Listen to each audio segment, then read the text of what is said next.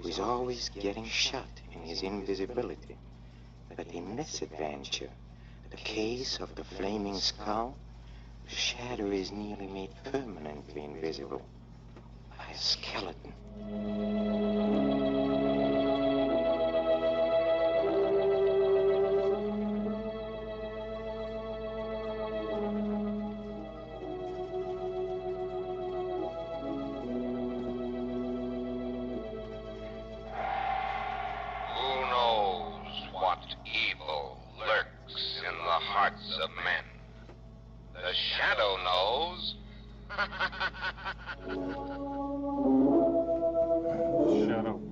The Shadow, who aids the forces of law and order, is in reality Lamont Cranston, wealthy young man about town. Years ago in the Orient, Cranston learned a strange and mysterious secret, the hypnotic power to cloud men's minds so they cannot see him. Cranston's friend and companion, the lovely Margot Lane, is the only person who knows to whom the voice of the invisible shadow belongs. Today's drama, The Case of the Flaming Skull.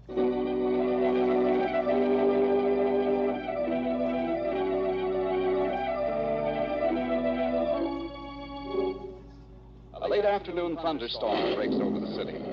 As people run for cover, two men collide as they dash into a small doorway.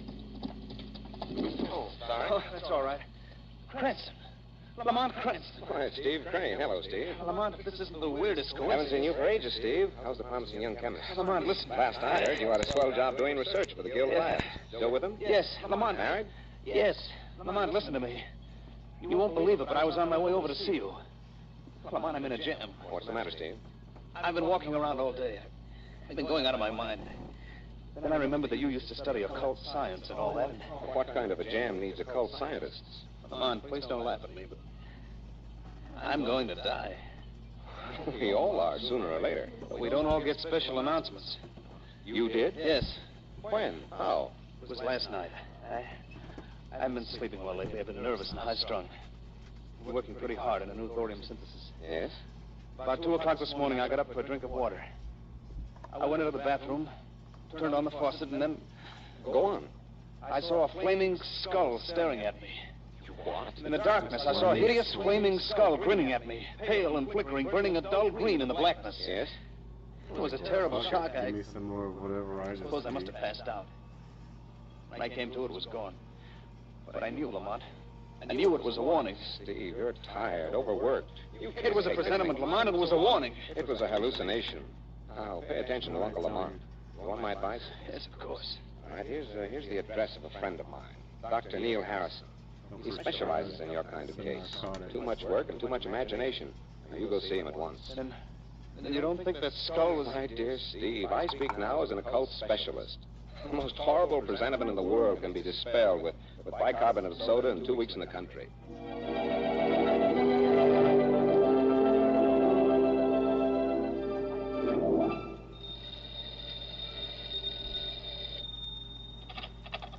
Hello. Is this Mr. Cranston? Yes. This is Helen Grant, Steve's wife. Oh, yes, Mrs. Grant. Oh, Mr. Cranston, can you come over to our house right away? Come over to you. Well, what time is it, Mrs. Grant? Oh, it's 5 o'clock, almost dawn. I know it's an unusual request, Mr. Cranston. Anything wrong? Yes. With Steve? Yes. What's happened? He's been kidnapped.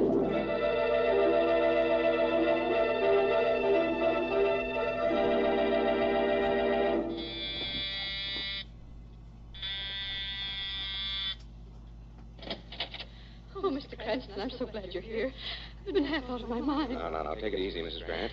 Suppose I come in and you tell me all about it. Yes, come in. Please sit down, Mr. Cranston. Oh, thank you. Now, Mrs. Grant, from the beginning. Well, it was about midnight. I'd gone to bed and been asleep for a few hours. Suddenly I woke. I heard a sound, an awful sound. What was it? Well, it was a sobbing, crying noise. It seemed to come from Steve's bedroom across the hall. What did you do?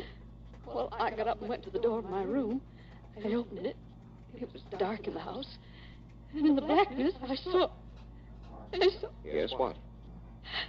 A flaming skull. You're sure of that? Yes. Yes, it was a little distance away. It was coming out of Steve's room, floating in the air, burned with a green flickering flame. It was ghastly. What did you do? I screamed. Then I faded. When I came to, it was gone. I rushed into Steve's room to tell him, and Steve was gone, too. I see. All his clothes were in his room, everything. He hadn't packed and left. It's obvious he was taken away. Taken by that horrible skull. I didn't know what to do. But last I remembered, he'd said something about you being an expert in the occult, weird things. So I called you. Well, I'm glad you did, Mrs. Grant. But what are we going to do, Mr. Grant? No, don't worry. We're going to find Steve.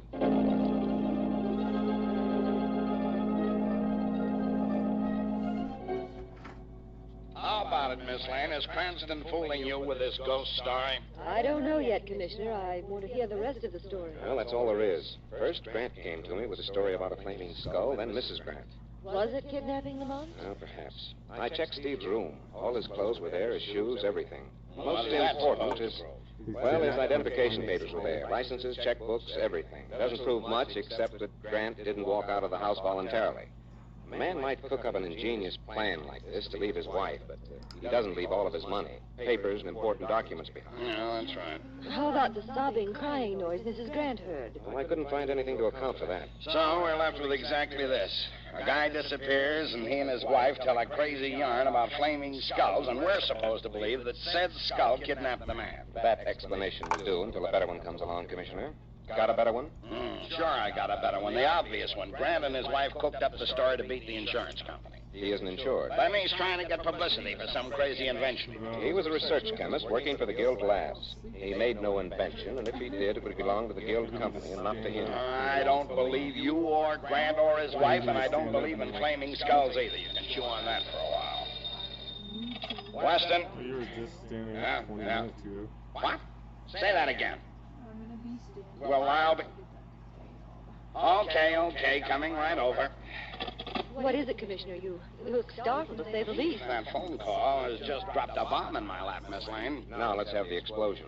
Adam Edwards, the broker, has just reported a burglar in his home. $15,000 in cash was stolen. Why, Commissioner, a $15,000 robbery is no explosion. Yeah? Well, maybe you'll get a bang out of this. The dough was stolen by a flaming skull.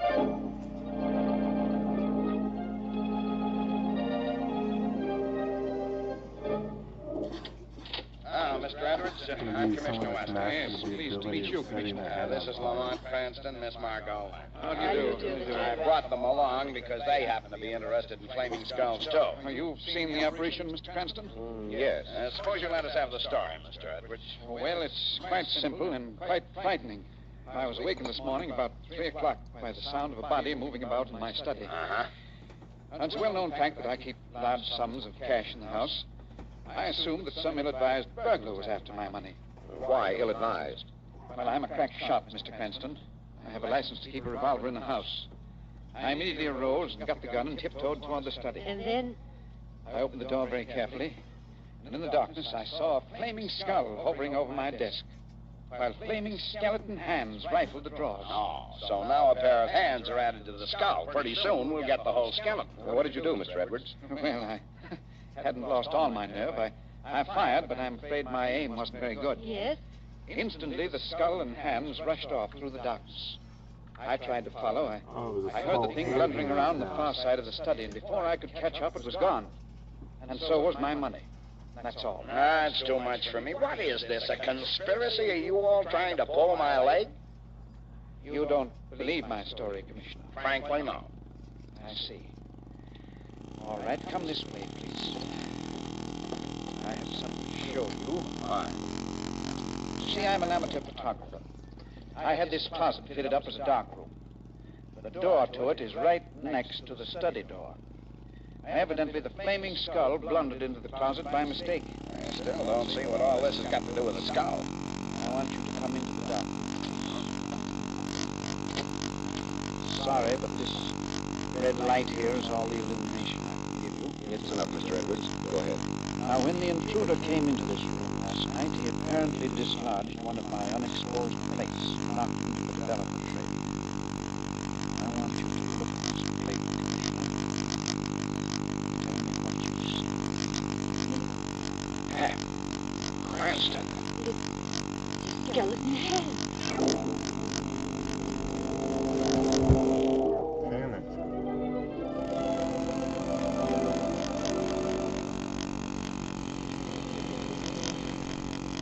Well, this is a fine thing, Mr. Cranston. A fine thing indeed. Well, what's eating you, Margot? What's eating me?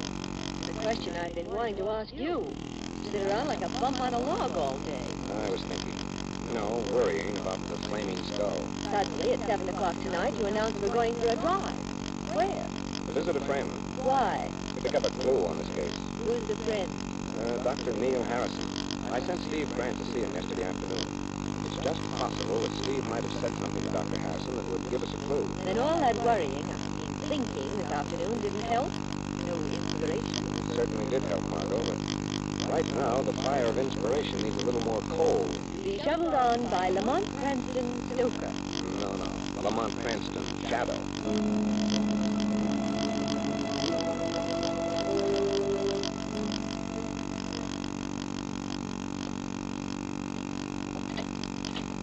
Next patient, please.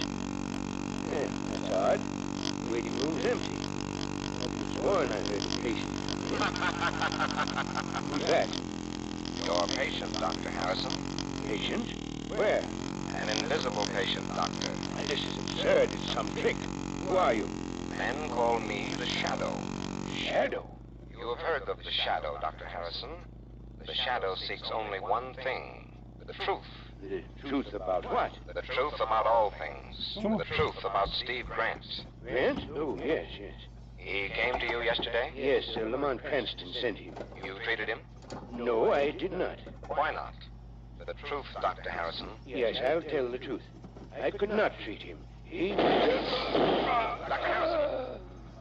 Jesus. He's dead. Shot by somebody from outside that window. Go look out the window. Lamont!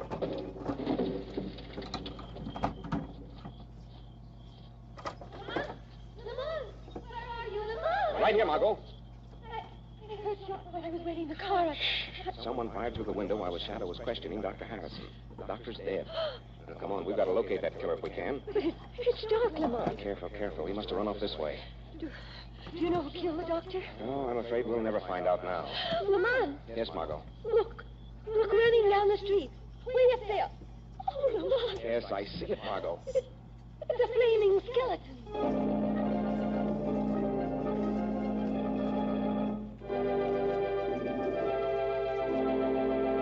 What are you doing? Oh, yes, the Shadow will be back in just a moment. You know, one of the most mysterious things about this program is just what this announcement is doing in the middle of it. You don't have to be the Shadow to figure out the answer. They just want somebody to say that if you write your letters B-mail, they'll get there faster, take less space on crowded transports, and make more folks at home happy because you can write shorter letters, but more of them. So for fast communication with home, V-mail. And now, back to the Shadow.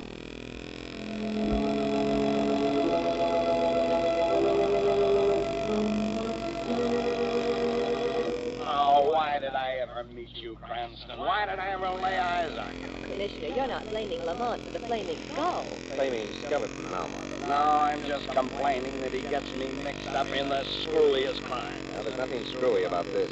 Harrison was killed by a .38 caliber slug fired through that window. What could be more realistic than that? Nothing, except that you claim a glowing skeleton finger pulled the trigger. We saw the skeleton, Commissioner. Oh, I believe you, Miss Lane. Too many people have seen it for me to hang on to that hallucination theory. I only wish I could see it for once. Commissioner. Yes? Commissioner. Yes, what is it, Cardona? We've just picked up a flash from one of the patrol cars. Yes? They've spotted the flaming skull just breaking into the Zircon jewel store on State Avenue. He's in there now, and if we rush, we can get over there in time to trap him coming out. Now, let's go, Commissioner. Maybe this time you'll see the skeleton.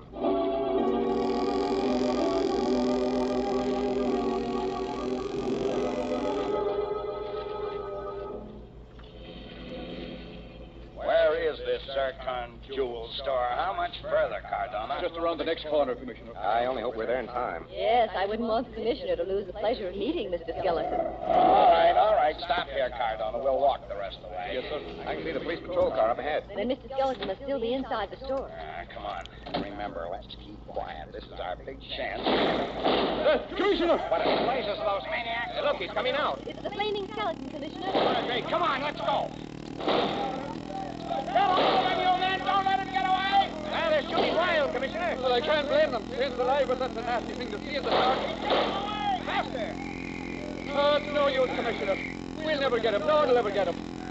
Don't turn superstitious on me, Cardona. Cardona's right, Commissioner. Skeleton's vanished. We couldn't hold him, sir. We did the best we could. He got dry. Now, this is a fine thing. What's the matter with you nursery babies? Afraid of a skeleton? It's not that, Commissioner. Isn't it obvious, Commissioner?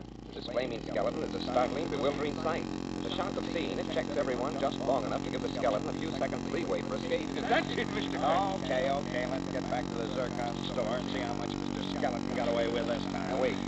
What now? Apparently, our thief didn't get away with all he took. Look on the ground here.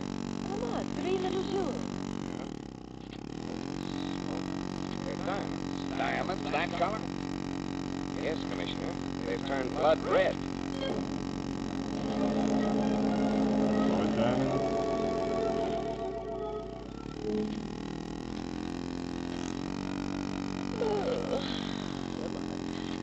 Come on. Yes? Stop pacing up and down and listen to me. You got an idea? Suppose we get some sleep. It's 8 o'clock in the morning, Lamont. How much longer are we going to sit here and think? Until I can figure out 3 things. We're not going to go through all that again, are we? Why was Steve Grant kidnapped? Why was Dr. Harrison murdered?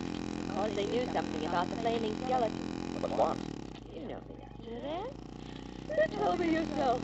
Tied up with a photograph of the skeleton hand and diamonds that turned red. But why did those diamonds turn red? How was that photograph? I'm going home. Only Harrison had taken Grant on as a patient. Didn't he? No, he told the Shadow he couldn't treat him. What difference does that make? If he'd taken Steve as a patient, he might have left a record of some kind. This way, his information died with him. I'm going home. So I'll take it. How in the world could that be so early? Oh, Mrs. Grant, come in. Mr. Oh, this is Miss Lane. She's working with me on the case. Margot, Mrs. Grant. How do you do? Hello. What's wrong, Mrs. Grant? Oh, Mr. Cranston, I'm frightened. Why? The flaming skull. What about it? Oh, I think I'm going to be the next victim. You? What makes you think so, Mrs. Grant? I've had warnings. You've seen the skull? No, but I've seen the warnings.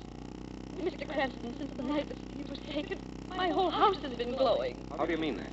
Oh, when I put the lights out, objects flame up and glow with a weird green color. Steve's watch and the money on his desk. Spoons, silver, many things. Golly. And then last night I decided I'd sleep in Steve's room. I thought if the flaming skull came back, I'd be waiting. Did you see it? Did it come back? Well, I didn't see it, but I know it was in the room. How do you know? Look at my arms. Golly, they're covered with burns. Burns. Look, Lamont. It's as though a skeleton hand had clutched Mrs. Grant, or the hand of some mythological god like Thor. What? I said like... You said Thor. Thor? What an idiot I've been. Steve practically told me the answer to this case when I first met him. Oh, what do you mean, Lamont? I mean I know all about the flaming skeleton. Come on, Mrs. Grant. We're going to police headquarters.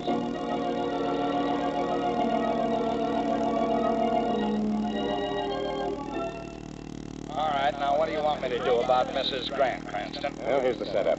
You're to take Mrs. Grant into protective custody.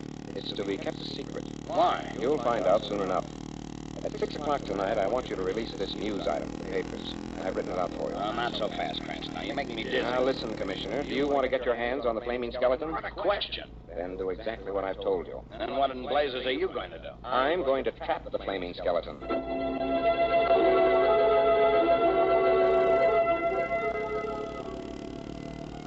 for a resume of the earlier broadcast.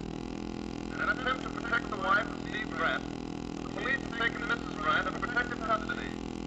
She's being held with a close guard in the old mansion house outside the city. There, in a lonely building, set in lonely fields, the widow of Steve Turn it Grant... off, Margot. That's fine. What time is it? 8 o'clock. And Mr. Skeleton's known the news for 2 hours. It'll be here soon. Here at the mansion house? Right. Under the misapprehension that Mrs. Grant is here, too. You're only going to find just us folks, just the two of us. The three of us, Margot. You're forgetting Shadow. Oh, say, should you be the Shadow now? Suppose our flaming skeleton walks in unexpectedly. He can't. We'll have plenty of warning of his coming. I've run a circuit of electricity in a circle around the field surrounding this house. But how will that work? Well, there are 4 concentric rings circling this house, Margot. Each is made of a single wire carrying enough current to signal when Mr. Skeleton steps over it. We'll hear the signals on this electroscope connected with the circuits. But wouldn't any person crossing those circuits cause the signal to sound? Not any person, Margot. Just Mr. Skeleton. Why? Because of the peculiar constitution of his body, you see. Hold it. That's the electroscope. Mr. Skeleton? Yes, he's inside the outermost circuit. He's inside the second circuit. He's inside the third. You know what to do? I'm supposed to put out the light and hide in the closet alongside the switch. Right. When Mr. Skeleton gets into this room, the electroscope signals will reach a peak and then cut off automatically. Then I'm supposed to switch on the lights again. Oh, he's inside the 4th circuit. Get moving, Margot. Lamont, Don't argue. This man is dynamite. Put out the lights. Right. I'll get in the closet. Stand by.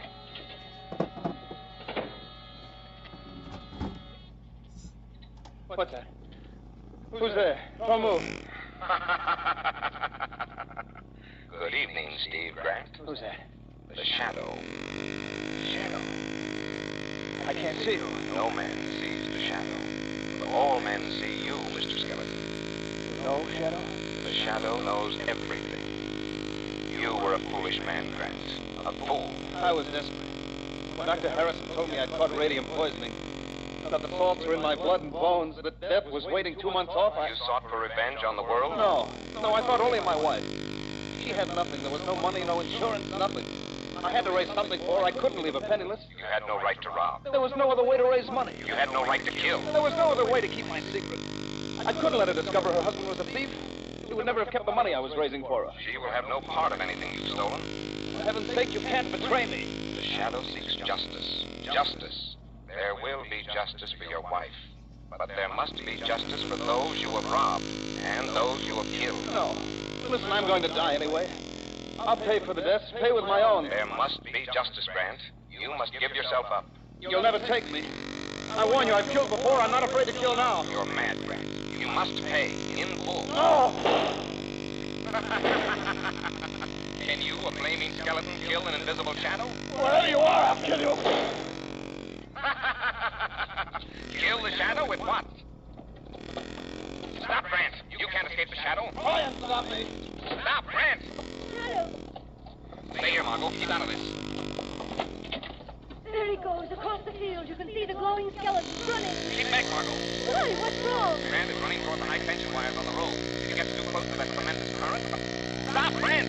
Stop running! If you value your life, don't move another step. Stop!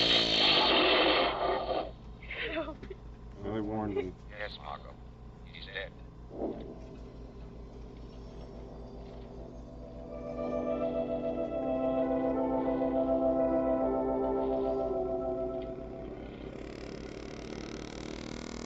Well, let's get back to town and notify Commissioner Weston, Margot.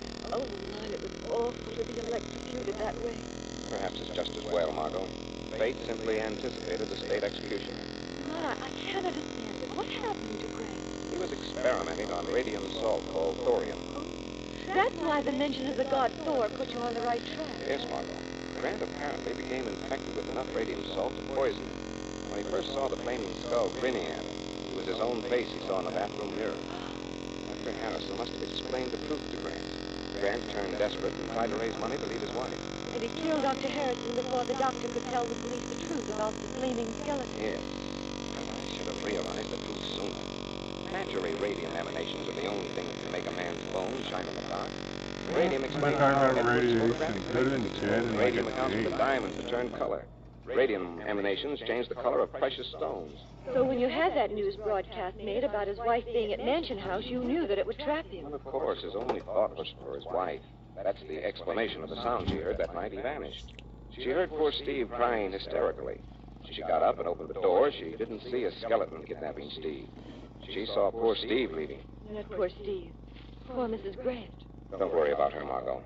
The shadow may be just, but he's also merciful. The shadow is going to temper his justice with mercy. Yes, and the name of that mercy is Cranston's bankroll.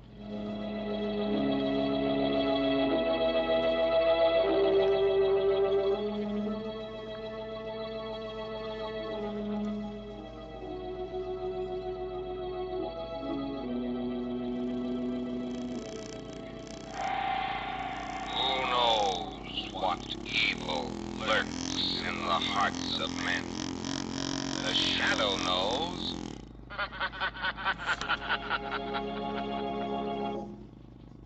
Hey, careful with that laugh, Shadow. Scared of something. Quickly now. Let's go to the green room for a preview of our next production, The Mystery Playhouse. Follow me. Come. Roger. What did you find out? Several interesting things. Here in town and at the cottage. I'm sure the girl told me. Quite pretty too, eh? Well, cheer up. The mystery started before her time. Your pretty little Miss Norailing father have been living at the cottage just 10 days. The girl's name is Police Marshall. She and her father are refugees. But long before that, Mr. and Mrs. Turner lived there. They kept to themselves a great deal. Mrs. Turner, it seems, was not American like her husband. She was dark, soft-looking, rather Asiatic. Certainly attractive. How long ago was this? 4 months ago. What was late? I'll be patient. One day the Turners left and never came back. The cottage was then occupied by new tenants. But they soon vacated. Why? They claimed the cottage was haunted. Haunted? Yes. Does police say the cottage is haunted? No, because she's only been there a short time. Let's get back to the Turners. It seems they left very early in the morning. Nobody actually saw them go. Mr. Turner is interesting. But I can't find anybody who's seen Mrs. Turner. They saw Mr. Turner friends in New York, and no one has seen Mrs. Turner with them. No? Well, the influence of anyone at the point of death, especially a violent death, upon their surroundings is very strong. You mean those cries I heard? Precisely. I'm afraid, my boy, that you, and only you, can solve the strange disappearance or murder of Mrs. Turner.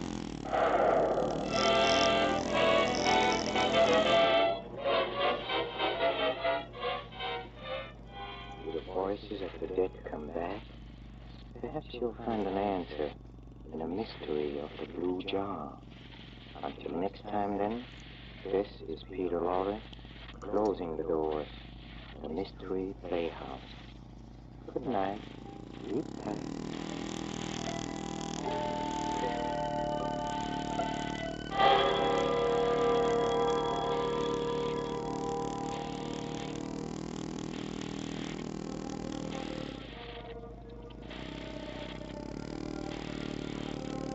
This is the Armed Forces Radio Service.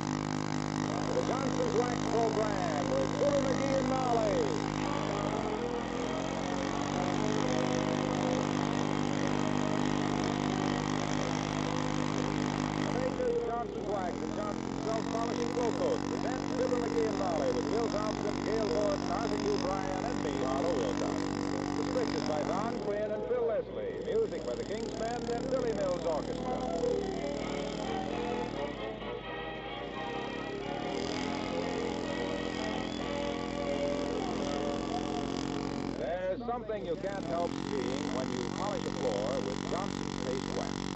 That's the exceptionally bright luster that it gives your floor. And when you step back and look at that rich, polished surface, you understand why more women use Johnson's Paste Wax than all other types of paste wax combined. So it's natural to insist on getting genuine Johnson's Paste Wax when you go shopping. Not only because of the glossy finish it gives to wood surfaces, but because Johnson's Paste Wax also protects your floors. It forms a hard shield over the surface that dirt can't get through, and it's very easy to clean. Just a stroke or two of a dry cloth or a mop zips the dirt off that dry, hard surface. So next time, ask for Johnson's Paste Wax. Be sure you get genuine Johnson's, the wax that more women use than all other paste waxes combined. No other wax can bring out the beauty to your home in exactly the same way.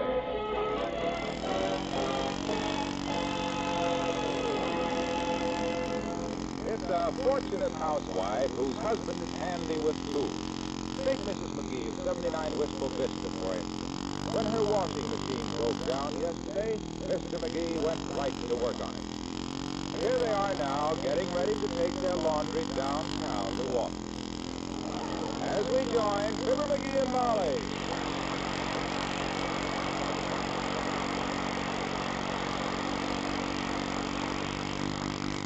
The laundry bundle's in the front hall, McGee.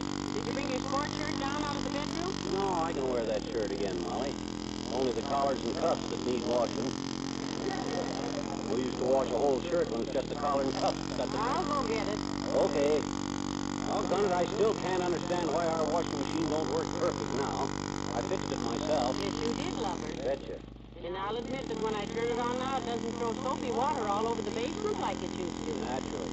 I fixed And it something. doesn't growl and slap me in the face with a wet shirt like yesterday. Good. You know, and all I done... In fact, it doesn't do anything. Including run. It just sits there. Put the laundry in the car while I go up. Where is this place we're taking it to again, Molly? And why don't they come and pick it up? Most laundries come and pick it up. This is the place where we do our own laundry. Oh? Called the Laundromat Dutchman. didn't exist. Dutchman. They furnish the washing machines and soap, and we furnish the soil and Oh, they clothes gave you 30 free cents soap? for each bundle. Oh, my God, It's charged by the bundle, eh? Well, let's not be chumps then, kiddo. Let's take a bigger bundle. Let's go first class. Jerk the slip covers off the Davenport. Take the drapes down. I'll roll up. No. We'll give them a bundle. A bundle, sweetheart, is whatever you can put in the machine at one time. That bundle in the hall is about 3 bundles in the subjomat. What are you smiling? That laundry. I never noticed the resemblance before, but don't that laundry bag look like Doc Gamble in a hospital smock? Now, if Dr. Gamble heard that, he'd... Come in. Oh, it's Mayor Latrivia. Hello, Mr. Mayor. Hi, Latrice. Hello, Mrs. McGee. Good day, Dr. Gamble. Oh, that's your laundry, isn't it?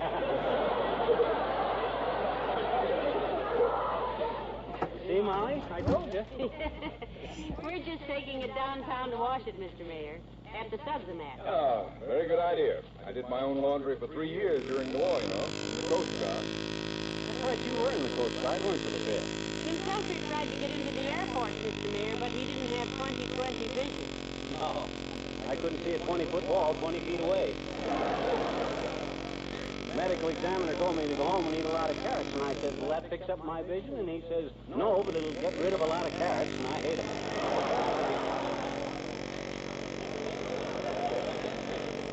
You ever see any of your old shipmates, Mr. Mayor? Very rarely, but oddly enough, I had a communication from the Coast Guard just this morning. What'd they say, kid? Somebody go behind your back and make you a rear admiral or something?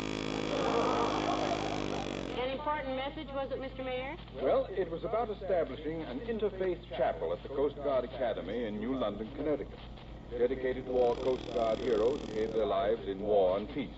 And it was authorized by Act of Congress in July of 1947. Fine memorial. What did they want you to do about it, Mr. Mayor? Donate a small sum toward it, which I will, of course. You see, ever since the Coast Guard was founded in 1790, it has been without a chapel for religious worship. We've been forced to use gymnasiums, theaters, mess halls, and other buildings badly equipped for such services. Oh, it's about time they got one, Latrice. They've sure earned it. Indeed they have, Mr. Mayor. Any group of men who have been on their toes as long as our Coast Guard deserves a decent place to get down on their knees. For a cause like that, Latriv, I might even toss a couple of bucks on the tambourine myself. Deductible, I presume. Yes, it is. We'll mail it today, Mr. Mayor. I've got to stop at the drugstore anyway. Me too, so do I. What for? That's a secret, kiddo. Surprise. Hey, did you see much action in the Coast Guard trip? Yes. I was in the Marianas on the invasion of Lingayen Gulf, the support landings at Zamboanga. Ever see any submarines, Mr. Mayor? Oh, yes, I did. I was up in the crow's nest one day with a pair of Up binoculars. in the what? I was up in the crow's nest. I was on watch that day, and I had a pair of... I thought you boys kept those boats so spick and span. Imagine letting a bird build his nest right up there. Just wait a minute. When a sailor refers to a crow's nest... Don't they ever hold an inspection on them Coast Guard tubs, Latriv? My gosh, when I was in the Army, 1918, for the big war, if an officer had found a crow's nest in our barracks, why, we... I tell you, this was not a Neil Rosecrest. Huh? I mean, a real crow. Now, don't be so angry. Mr. Mayor, we have nothing against crows. I think they're cute. Sure, they may steal a little corn now and then, but my gosh, don't we all? All we meant was... Look, will you wait a minute? Will you listen to me? Will you give me a chance? Certainly, Mr. Mayor. Now, you be quiet, McGee, and give His Honor a chance to tell us why he should be robbing birds' nests when we had a war on. Oh, there was no harm in that, kiddo, just a boy's prank. Put a sailor suit on a lad, and the first thing you know, he's shinnying up a tree to rob. I did not shinny up a tree! I tell you, this crow's mast was on the bird. I mean, a board on a crow. A ship they call a bird's nest is a skull so stiff. Look, when I said I was a crow in a nest, I didn't. You gave me the bird. I gave you the bird. You were the one. I didn't mean it. You said.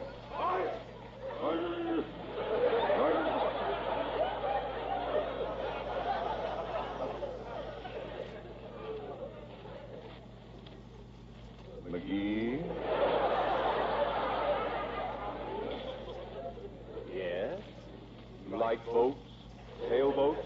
Oh, he just loves them, don't you, McGee? Yes, I do, Latriv. Why? Well, when the weather opens up, you can help me haul my new catboat out to Dugan's Lake, McGee. I can load the spars and sails on my car, and you can take the hull with you. Take what, Latriv? The hull with you. Good day.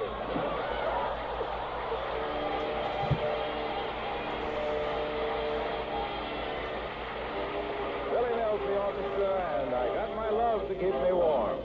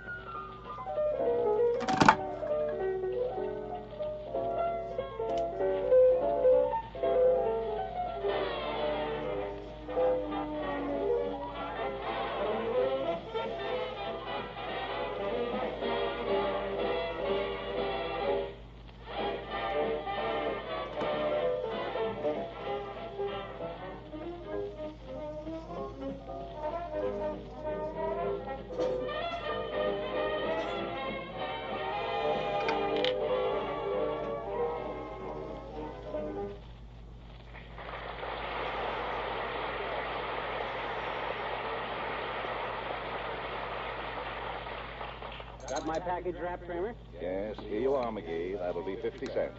You better charge it. I got nothing smaller than a 20. I can change the 20. Yeah, but I don't want to take all your change. You better charge it. I have plenty of change. Rather have larger bills. Yeah, me too. Better just charge it. No. Okay, here you are. This is a dollar bill. So what? I only owe you 50 cents. You said you had nothing smaller than a 20. A dollar bill ain't any smaller than a 20. It's exactly the same size. Did you ever notice?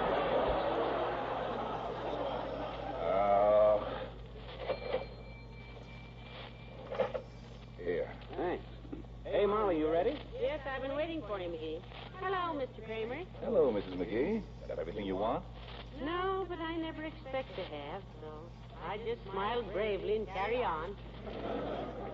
I see you're having a special sale on peanut brittle, 5 cents a pound. My gosh, 5 cents a pound. How can you make a profit selling peanut brittle for that price, Kramer? I got a deal with the dentist upstairs. He makes up any loss. Well, come in again, folks. Thanks, Mr. Kramer. Let's go, McGee. I'm anxious to get the laundry taken care of. By the way, what'd you buy in here? Who, me? Oh, just a little item to prove to myself that I ain't a complete chump, that's all. You see, every year I put off buying Christmas cards until 2 days before Christmas, and hey, there's Doc Gamble. Hi, Tonsil Trapper. Well, hello there, Crumble Brain. Hello, Molly. Hello, Doctor. What are you doing in here, Fatso? Trying to find out from Kramer what's good for a headache? Well, he'll tell you, boy. He'll tell you. Kramer knows more about medicine in 5 minutes than you'll know if you carry that silly little black bag around the rest of your misspent life. Now, McGee, that's not a very nice way to... Windjammer, there is no one whose low opinion I value more highly than yours. Thank you, Doctor. I hope you will retain your contemptuous attitude toward my professional activity. The next time you wake up at 3 a.m. suffering from gluttony and lobster a la mode, please forget that you know me. In fact, let's make it retroactive. Let's pretend we've never met. He couldn't do that, Doctor. He just couldn't. You're one of his favorite people. Absolutely, Medicine Hat. I don't know how I'd ever get along without you, and believe me, I've made a strenuous effort. Oh, you're sweet. Incidentally, you're bowling tonight? I wouldn't have been reminded of it, except that somehow you always make me think of alleys and gutters. Sure, I'm bowling tonight, Pulse Pincher. See you there about 7:30, huh? Okay, Eggface. Can I drop you anywhere now? No, Doctor, we're just taking some laundry down to the Sudsmat, and we have the car outside. Thank you anyway. Well, not at all. Goodbye now. So long, Doc.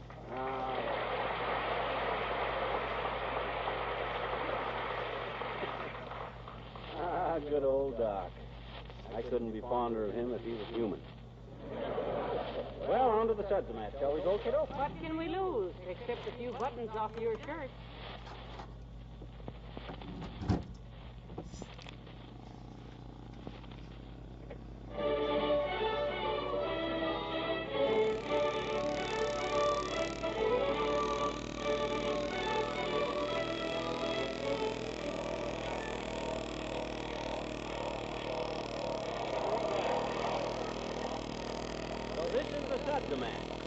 Why'd you think it was? I always thought they sold electric utilities in here. I've always felt kind of sorry for them, because every time I looked in the window, it seemed like they had the same old stock of washing machines. Like they never sold them. Hello there. What can we do for you? Mr. Wilcox. Junior. Well, hi, pal. Hello, Molly.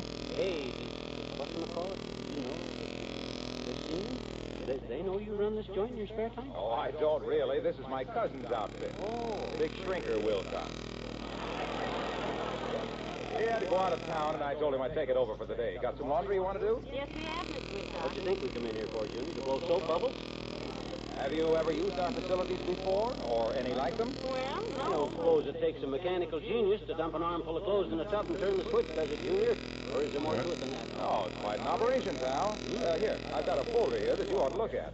Here, read this, Molly. All right. Read it out loud so Fibber can hear. Are you sure this is the Go on, read it, kiddo. Well, let me see now. Well, all right. It says, a clean home is a bright home and a happy home. Well, that's a rich little nugget of sales promotion. How obvious can you get?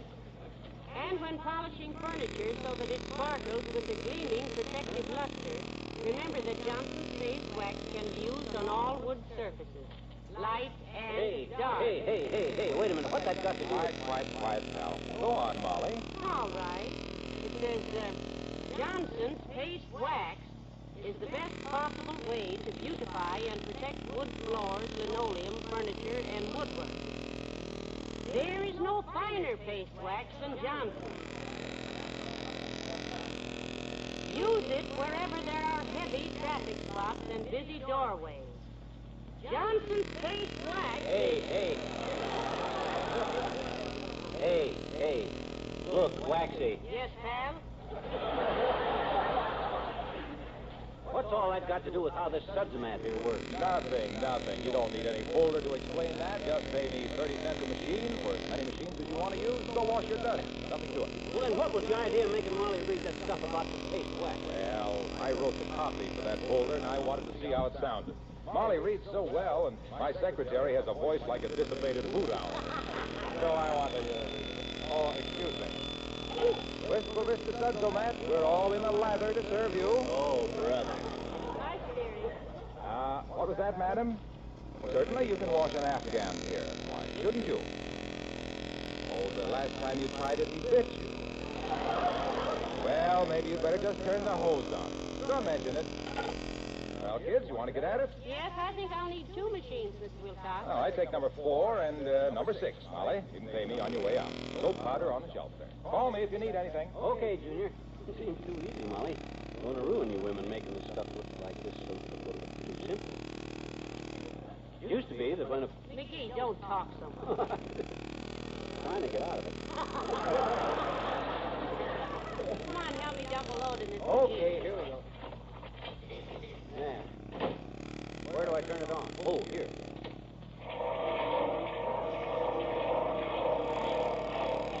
What do we do now? Nothing. Just wait. The machine washes the clothes and wrings them almost dry. You mean it don't sew buttons back on or monogram your handkerchief? Anyways, I don't... Oh, there, Johnny! Hello, Johnny! Hello, Mr. Oldtimer. Getting some laundry done? Yes, I just dropped in to wrench out some of my dainties. I thought your landlady took care of your laundry for you, old-timer. Well, ordinary she does, Johnny, but me and her ain't on speaking terms these days. Had us a misunderstanding. Oh, what about? My cigars. She don't approve of your smoking cigars? I don't approve of her smoking my cigars.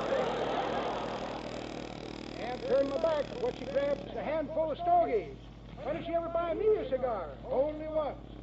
Passed a box of Coronas around the day Clarence laid his egg. Clarence laid an egg? Who's Clarence? Landlady's canary. We call her Clarice now.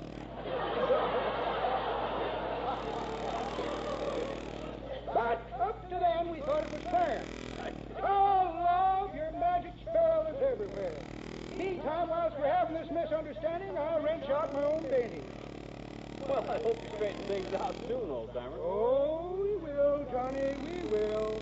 Hazel ain't unreasonable. Fine woman, really. Widow woman, you know. Husband got shot in a holdup. Innocent bystander, I presume. Nope, guilty burglar. Had a record, pardon me, had a record that would have won 3 phonograph deals. Well, this is all very interesting, old-timer, but we better get back to the laundry. Yeah. If we stand here long enough, somebody's going to bust out with the old iron and steel joke. Oh, what was that, McGee? That's one daughter. Well, one feller said, t'other feller, what does your father do? And t'other feller said, my family's in the iron and steel business. Mama irons while Papa steals. That's the one, Johnny? That's the one. It's pretty good, too, Johnny, but that ain't the way I heard it. What do you mean that isn't the way you heard it? You just The told way me. I heard it, one feller says to t'other feller, says, these bad snowstorms all over the country is kind of frightening, ain't they? Frightening, says t'other feller. They say California was so scared it turned white overnight.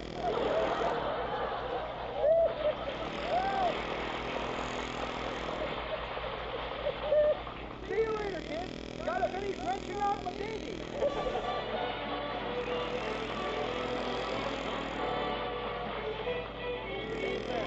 Skyball paint. Oh, paint was a devil's saint. His eyes was a fiery red. Good men have tried this horse to ride, and all of them are dead. Now I won't brag, but I rode this nag till his blood began to boil. Then I hit the ground and ate 3 pound of good old western soil. Singing hi-ho, hi-ho, riding high and down you go, son to the western soil. Hi-ho, hi-ho, riding high and down you go, son to the western soil. I swore by heck I'd break his neck for the jolt he gave my pride. I threw my noose on that cayuse, once more took a ride. He turned around and soon I found his head where his tail should be. So I says I, perhaps he's shy or he just don't care for me. Singing hi-ho, hi-ho, ride 'em high and down you go, son to the western soil. Hi-ho, hi-ho, ride 'em high and down you go, son to the western soil. In town one day I chanced to stray upon old Sheriff Jim. For a hoop and a holler and a counterfeit dollar I sold the nag to him.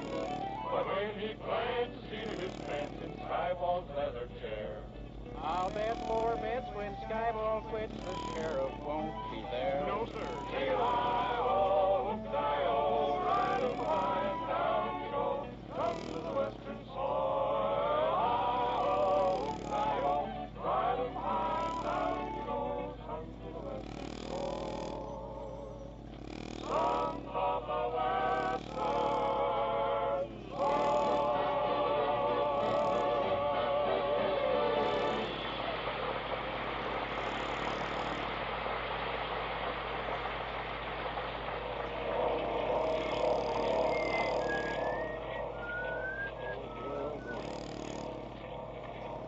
Look at our clothes whirl around in that machine, will you, Molly? Say you don't think flinging my shorts around like that'll bag the seat of me.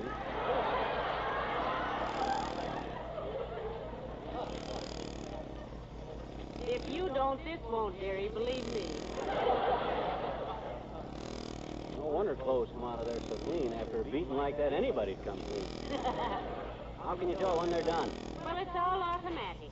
When it's finished, it shuts itself What the off. hell kind of Well, washing some public machine do speakers they can use a have? gadget like that. The guy was paying Like, for how do you drugs for know? just a Hey, day. listen, what was it you bought at Kramer's anyhow? You started Just to tell me keep going once. till you figure it out. Just something for the next holiday. Next holiday. Yep. You know how I always run around at the last minute buying stuff for holidays. Do I? Hunt for firecrackers July 3rd. Try to buy a squirting carnation for my lapel the day before April Fool and all stuff like that there. So I make the vow that the next holiday is something wrong, I'm going to be ready. Hey, look. You got the wallet Wimple that just came in? I believe it is. You who, Mr. Wimple? Hello there. Hi, Wimp.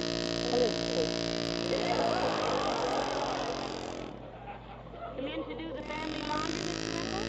I thought you had a washing machine at home. But I sort of like to come in here and do it myself now and then. It reminds me of when I was a bachelor. What you thinking, you might say?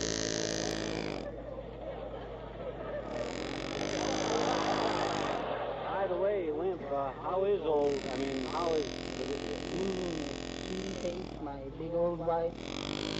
Yes, is she well, Mr. Wimple? Oh, she's fine, thank you. But then, Face is always in fine condition. She's quite an athlete, you know. Yeah, so I've heard. What's her favorite sport? You mean athletics? Well, she just loves trapeze weight. Yeah? We have one in the attic, you know. She fell off it yesterday and almost broke her back. One of the ropes broke. My goodness, was the rope badly worn or something? No. It was mice, I think. They can seem to be a half-inch rope, so it just looks like it has been cut with a jackknife.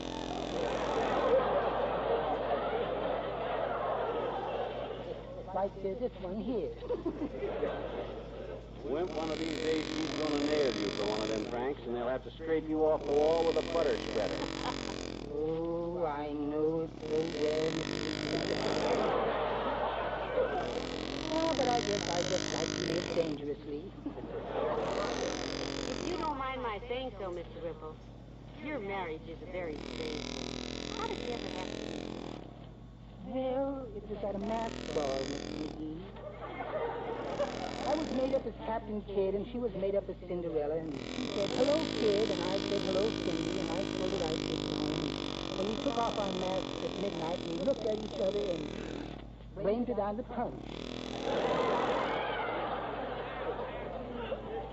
We found out later it was merely ginger ale and grapefruit juice. I guess I was just punched around. Right, I'll see you later. Okay.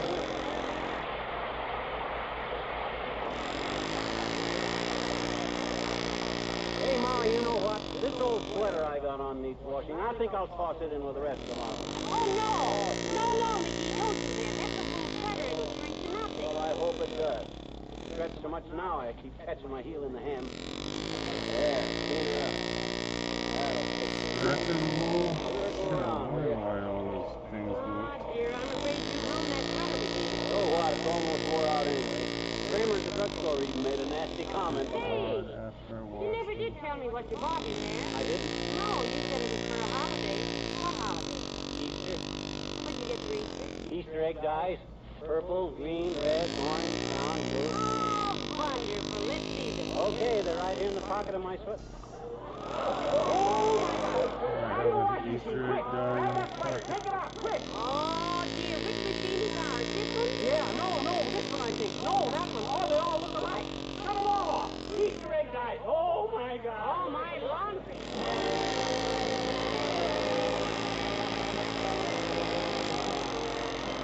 When you want to give your floors a beautiful polish, the thing that counts most is the kind of wax you use. And of course, that's why more women use Johnson's face wax than all other types of face wax combined. Now, if you also want to get that beautiful Johnson finish quickly and easily, there's another Johnson product you can have. It's Johnson's Beauty Floor Electric Polisher. All you do is flip the switch and guide this light, easy-to-use polisher across the floor. In a few seconds, the whole wax surface shines brilliantly. There's no effort, no special care required. Even a child can operate it. But the big whirling brush does all the work. Ask your Johnson dealer about the Johnson Beauty Floor Electric Polisher. Buy one this week, or if you prefer, rent one by the day.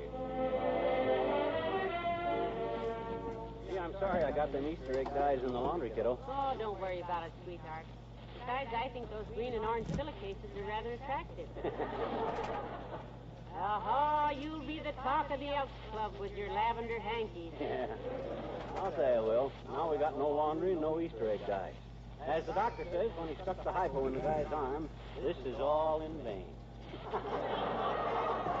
Did you get it, Molly? In vain? It's a pun. It ain't funny, Mickey. I know. I was just smiling through, lovely. Good night. Good night, all.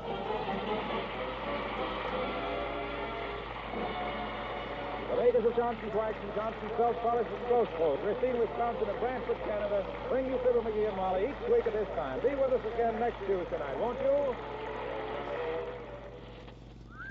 A direct question to the ladies. Why don't you polish your bookcase more often? Does it take too much time, too much trouble? Well, now you can clean and polish that bookcase in less than 90 seconds. Just use Johnson's Cream Wax. It makes the job practically as easy as dusting. Johnson's Cream Wax is the fastest wax polish you can buy. It cleans so quickly, dries so quickly, polishes so quickly that you brighten up furniture in a few seconds. Here's the reason. Johnson's Cream Wax not only cleans in a moment, it dries in a moment. So you can polish it immediately. And it dries to a hard finish. There's no sticky oil when you finish, soft the whole thing. Tomorrow, clean and polish your furniture practically as easy as you dusting. And a few quick strokes, your glass turns to great. It's Johnson's Cream Wax. It's the fastest wax polish you can buy.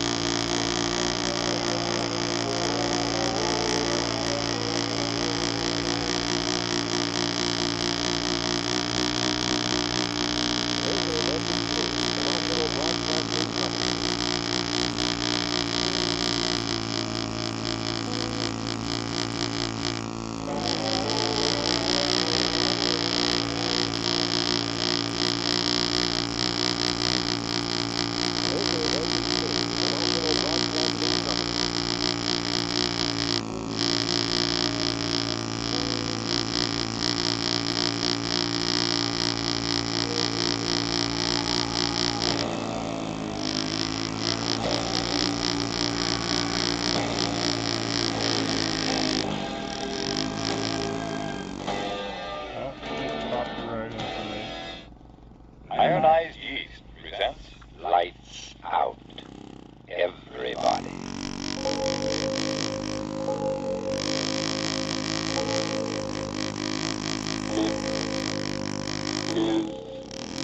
Later than you think.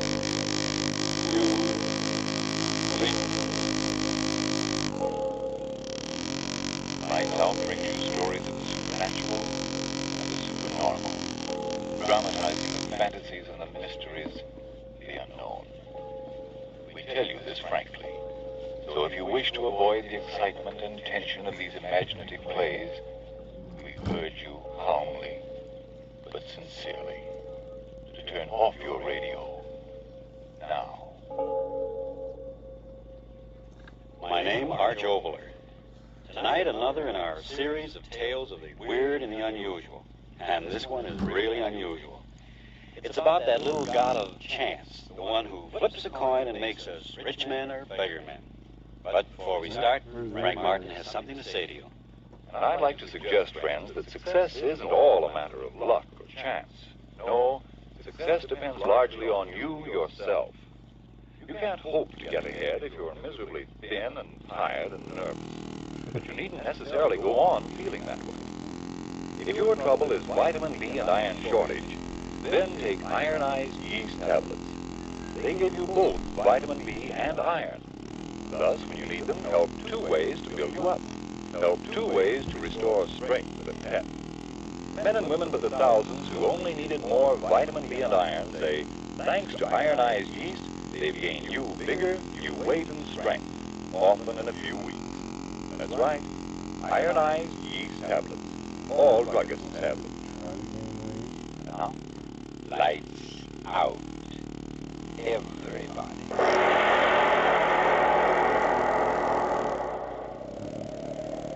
You say the world is planned. I say the world is chance. Sailing, sailing over the bounding main. Cut it out, Laura. Cut it out. You're rocking the boat. Steve, this is really fun. When you quit doing the Big Apple, this ain't Roxy's. This is a canoe. Smell that air. Isn't it just terrific? Yeah, there's too much of it. Dottie Nelson, don't you talk that way. You know mighty well we came out here to get healthy. All right. So I'll get healthy even if it kills me. Sure was a funny way to pick out a place to go on a vacation, wasn't it? Eeny, meeny, miny, moe. Yeah, this place was small. Well, what if we picked out Alaska or Cicero or someplace like that? At least this way. Oh, Daddy, look. What? On the shore over there, all those big flowers. Flowers? For Pete's sake, the way you were wiggling, I thought it was Indian. Come on, let's go pick them. Okay, finally, as long as you do the paddling. Hey, look out, Girl Scout, you're driving over the curb. Land ho! Oh, hey, you tear the bottom out of this battleship and we'll have to pay for it. Oh, why did it hurt it? Come on, get out and help me pick these posies. All right. There's no keep off the grass sign. Dottie Nelson, will you get it through that head of yours that this ain't Central Park? This is honest to gosh wilderness. Says you. Make mine vanilla with onions. Aren't they just the loveliest flowers you ever saw? You bits were right in the middle of some poison ivy. Hey, look! What? The boat, it's drifting off. Well, catch it, quick! What do you mean, catch it? I can't swim. Dot, do something! Do something, don't just stand there. Don't you yell at me, you're the one to blame. You should have pulled the boat higher out of the water. Oh, Dot, what'll we do? They'll make us pay for it. Who cares about the boat? I'm worried about us. Us? Yes, how are we going to get back to that camp? Well, we can walk. Oh. Sure must have strained your brain picking up that one. Oh, you needn't get so fresh about it. You certainly don't think I wanted the boat. All right, let's hang up the boxing gloves and get out of here. Dot. How dark it's getting. What? Why is it getting so dark? Listen, Lane Brain. I may be just a hillbilly from 10th Avenue, but I know clouds when I see them. So they're clouds, you know. Clouds, rain, remember? I'm scared. Oh, what have you got to be scared about all of a sudden? Come on, I'll get you back here. No, wait, Dot. Huh? That's not the way. We gotta go the other way. Listen, Lame Brain, I'll do the path finding. But you're wrong, you're all mixed up. It's the other way. Is that a path or isn't it? But there's a path going the other way. Yeah, that's right. Well, what'll we do? You go one way and I'll go the other. Oh, no, we won't. I'm scared. We'll stick together. Okay, we'll flip for it as usual. I had an Oh, yeah, here it is. Heads, we take the right-hand path. Tails, we take the left-hand path. All right. Okay, call it. Heads. Heads it is. Okay, Girl Scout, lead the way. No, you go first. Okay, but if this path leads up to the middle of nowhere, so help me, I'm going to pull you apart like a herring. Oh, Moving, keep moving. wait, Dot. What's the matter now? More close. Listen. You hear it?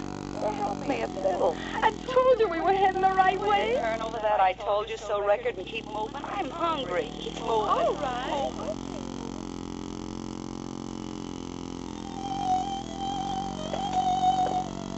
Well, this must be the front door of the joint. What, Dot? How funny. Oh, what's funny now? That's pretty music. The place hasn't any windows. The door's all I care about. Think we ought to disturb whoever's playing? Disturb is right one side, Lady Gwendolyn. I'll do the knocking. Doesn't seem to hear us. Oh, he'll hear me. There, that did it.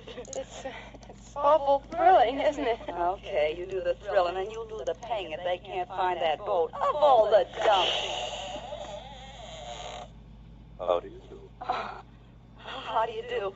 We're sorry to bust in like this. We sort of lost our way. I mean, our boat, and we thought maybe you could tell us. Of course. Won't you step in? I'm more than glad to see you. Well, Of course we will. Come on, Dot. okay. Don't do it, ladies. It's going to rain. Yeah, we found that out. We certainly were lucky to find this place. We heard you playing the violin. Oh, did you really? If you'll step this way. Oh, Dot, isn't he the strangest man? Yeah. Turns his face away. He must be terribly ugly. Oh, forget it. Go on, keep moving. If you'll step in here, I have a small fire going. Kind of dark. Yeah. If you'll do me the honor of being seated. All right. Oh, boy, what a chair. Yes, it's most comfortable. Now, if I might be permitted to introduce myself. I'm John Boyd. I'm pleased to meet you, Mr. Boyd. I'm Laura, and she's Dottie. Oh, believe me, mister, it's a pleasure. To my dog's herd. May I sit and talk with you? There's so very much to talk about. Well, we should be getting back to camp. Oh, we got plenty of time. Anyway, mister, you don't know what a lifesaver you were. Was I? Really? Anything gets Laura scared is to be in the dark. All those rain clouds. Then I must apologize for not having more light here. You see, my eyes... Oh, that's all right, Mr. Boy. I never could remember names. I guess I don't really mind it being dark in here. It's sort of like a nice tea room. Really? Don't mind her, Mr. Boyd. She was hit on the head by a bowling ball when very young. Oh, Ned, Dot. You listen to that wind. The storm will come in just a few more moments. It gives me the willies. Is your wife home, Mr. Boyd? I'm quite alone. Sure must get lonely out here. It was. Very lonely. Getting awful dark in here, isn't it? The storm... Oh. Don't be alarmed. A door banging in the wind. If you'll excuse me for just a moment, I'll fix it. Okay. Okay. Dot, let's get out of here. Why? You're scared, too. Oh, I'm not scared. You look so funny and shadowy in the dark. Dot, Huh? what's that funny smell? I noticed it. Like medicine. He walks and holds his head so funny. Now, why does he keep away from the light of the fire? Let's get out of here. Yeah, okay. We'll make a run for it before the rain starts. I suggest you stay. Yes, I suggest you stay. Come on, Dot. You'd better stay, my dear. Storm is close at hand. Yeah?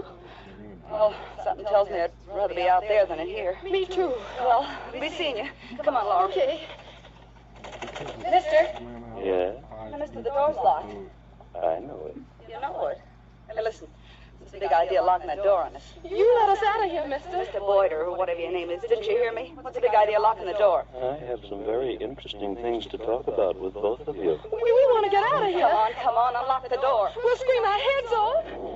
There's no one around for 15 miles. Are you going to open that door? I suggest you sit down. Give us that key. Now open that door. I tell you. I told you. I'm really a very gentle man.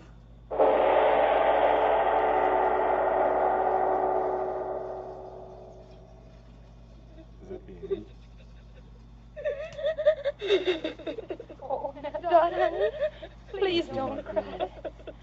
Yes. Please stop crying. I think we'll understand each other quite clearly now, won't we? Sit down. Sit down, the both of you. Sit down, I say. There. Now that we understand each other so clearly, we can talk with each other quietly now, can't we? You know I dislike loud talking intensely. You see, I'm really a very gentle man. Please, Dot, don't cry anymore. That's excellent advice, my dear Laura, excellent advice. Dottie, I suggest you stop crying. Dot, please, do as he says. I'm all right. Of course, you're quite all right. Now, where was I? Oh, yes. Let me tell you of Chance. Here I was, the quiet, contented man, sitting here all alone, and yet I was not quite content. Chance brought you here to me, and Chance found me quite discontented. As a man of thorough saneness, as a man of infinite realism, I realized that this fortuitous circumstance of our meeting, fanciful as it might have been, is a welcome opportunity for me. Opportunity? What? To fill my loneliness permanently. To get myself a wife. Wife? He is crazy. I suggest, my dear Laura, that you substitute another word, a kindlier one than the one you're using. Yes, I said, a wife. Laura, oh, we wouldn't make good wives. Honestly, we wouldn't. We're just a couple of kids, aren't we, Dot? We make all for heart, woman. Oh, mister, have a heart, will you? Open the door and let us out of here. We'll keep our mouths shut. I swear we will. Mr. Boyd, please. Please, Mr. Boyd, will you? Have you quite finished? Then here's my answer. One of you becomes my bride. Oh, yes, my bride. I'm leaving this place shortly. When we reach our destination, one of you will become my wife. Oh, very legally. One of us. I marry only one. Then what about the other? To the ordinary man, that would be quite a problem now, wouldn't it? But to me, well, I told you I'm a realist, so the answer is quite simple. I marry one, and the other... The other? The other dies.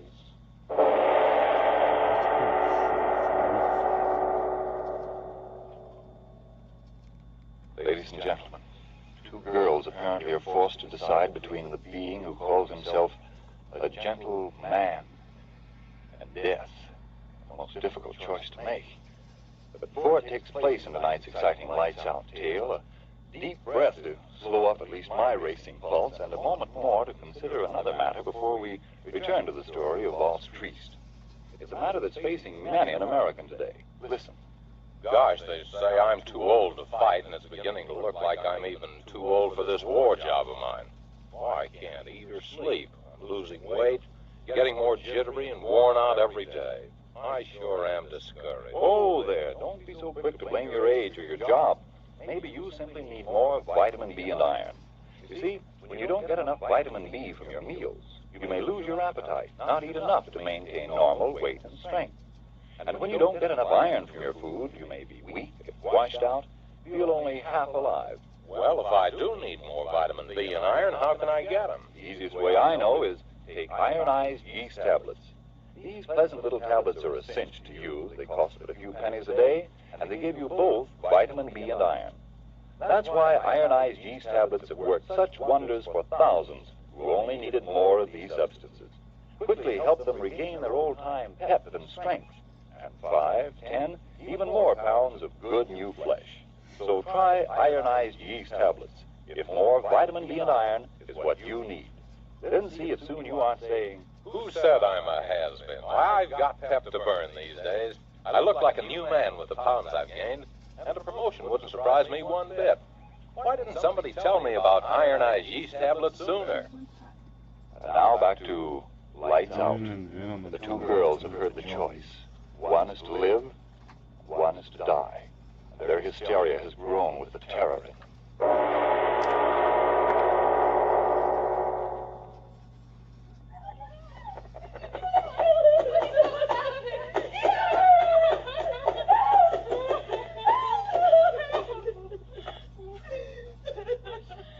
Are you quite through, my dear? How unfortunate. And after I told you how much I disliked loud talking. Don't hurt him, please. Hurt you? Oh, haven't I told you? I'm really a very gentle man. Oh, yes, much too gentle. What? Very gentle. What are you going to do? Now, why do you ask that? The way you look at it. I'm trying to decide which one shall live and which one shall die.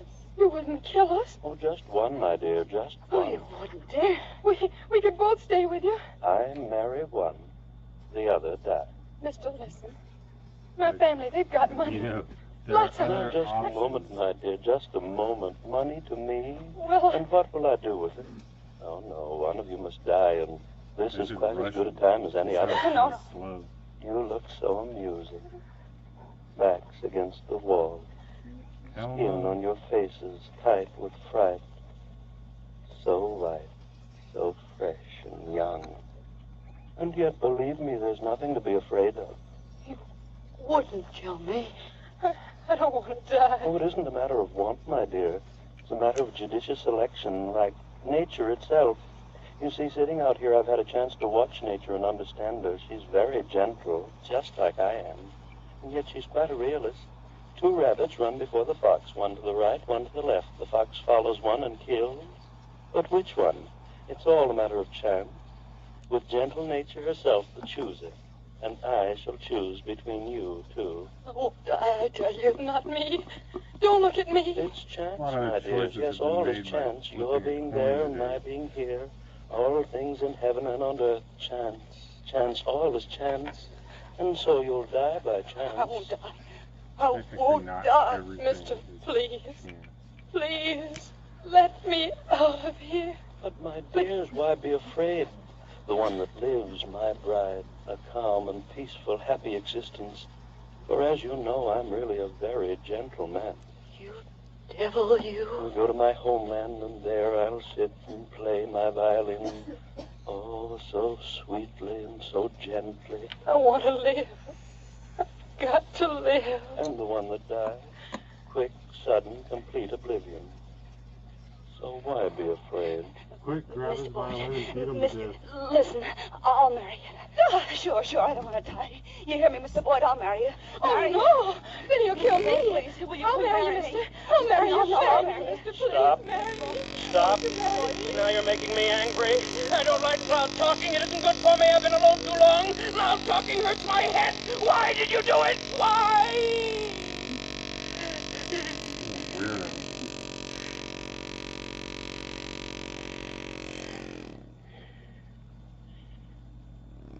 See what you did? You made me raise my voice, and that isn't good for me. Oh, no, it isn't. Now, where was I? Oh, yes. Flattered as I am by your eagerness to marry me, most regretfully I must refuse. Chance must pick my bride, and the bride of death. Here, see, a coin. One chooses heads, and one chooses tails. We'll let chance be the chooser. No. Quickly, choose. Please don't make me angry. Choose. You, little one, first. Will you choose? Tails. And that leaves heads for you, eh, Dot, my little friend? Heads. Chance, all is chance. So one of you flip up a coin? No, I think I will myself. High in the air. Throw the coin in the fire. There. That does it. Lands flat in the palm of my hand. Heads or tails? My bride or the bride of death? Oh. Laura. No, don't touch her. Let her lie there. Poor little child.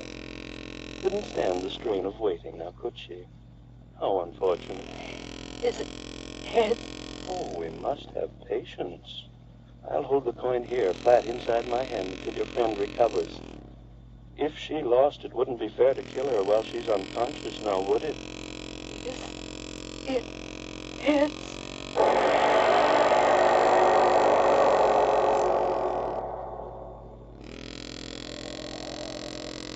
doubt about it, Jim. They're drowned, the both of them. I should have had more sense than to let them have the boat. A couple of city kids like that. Now, Jim, don't blame yourself. This water's treacherous. Look where the bottom of the canoe stove in. They must have hit a rock and gone right over. Yeah, neither one of them could swim. They told me that. Oh, this is an awful thing to happen. Ain't you wired the sheriff? Yeah, I will as soon as we get back. Come on, let's keep on going downstream. We've got to find him. Yeah, that's right. What's that? You hear it? Oh, that. You mean that fiddle playing? Oh, I know. That's old man Boyd. Lives a couple of miles up through the valley. At least I think he does. I've never been up there, though. And the wind makes it sound as if that fiddle's right here. Yeah. Well, how about going up and talking to him? Maybe he saw him. No. He's way up in the woods. He wouldn't see him. Well, anyway, let's talk to him. I tell you, it's no use, Fred. They're drowned, and that's the end of it. Downstream, that's where we'll find their bodies. At least let's go talk to him. Why waste the time? Well, they might have wandered off. Oh, don't be a fool. Look at the canoe. Well, at least let's go talk to the guy. It's a couple of miles over there. I'll tell you what, we'll flip for it. Huh? Heads, we'll go up there. Tails, we'll go downstream. Yeah. Here, you flip it. Okay. There. What is it? Haha, tails. Well, we save a 2-mile walk.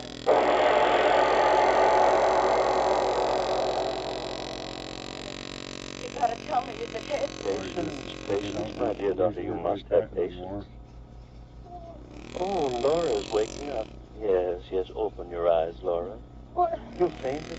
Yes, my dear, you fainted. Help her to her feet, Dottie. Help her to her feet. Come on, Laura. Oh. Now then, we're all together again once more now, aren't we? You're feeling quite well, aren't you, my dear? What was Chance's verdict? Oh, don't worry. It's all quite well. I live? Oh, no, the coin is still inside my hand. I waited for you. Oh. I knew you'd like it better that way. Stop torturing me. Tell me, is it heads? Is it heads? Tell us, please, tell us. Now, you've made me quite angry. I told you not to shout at me. Very angry, yes, indeed. Mister, tell us. All right, my fingers cramped a little bit from holding them closed so tightly, but now we'll see. Well, interesting indeed. Which one? Which one? Remember, I promised one of you the happiness of being my own dear bride. Which one? And remember, I promised the other one would have extinction, quick and sudden. Which one? No. Let me ask, which one of you chose tails? I did. Then die. Oh, crap, did he just kill it?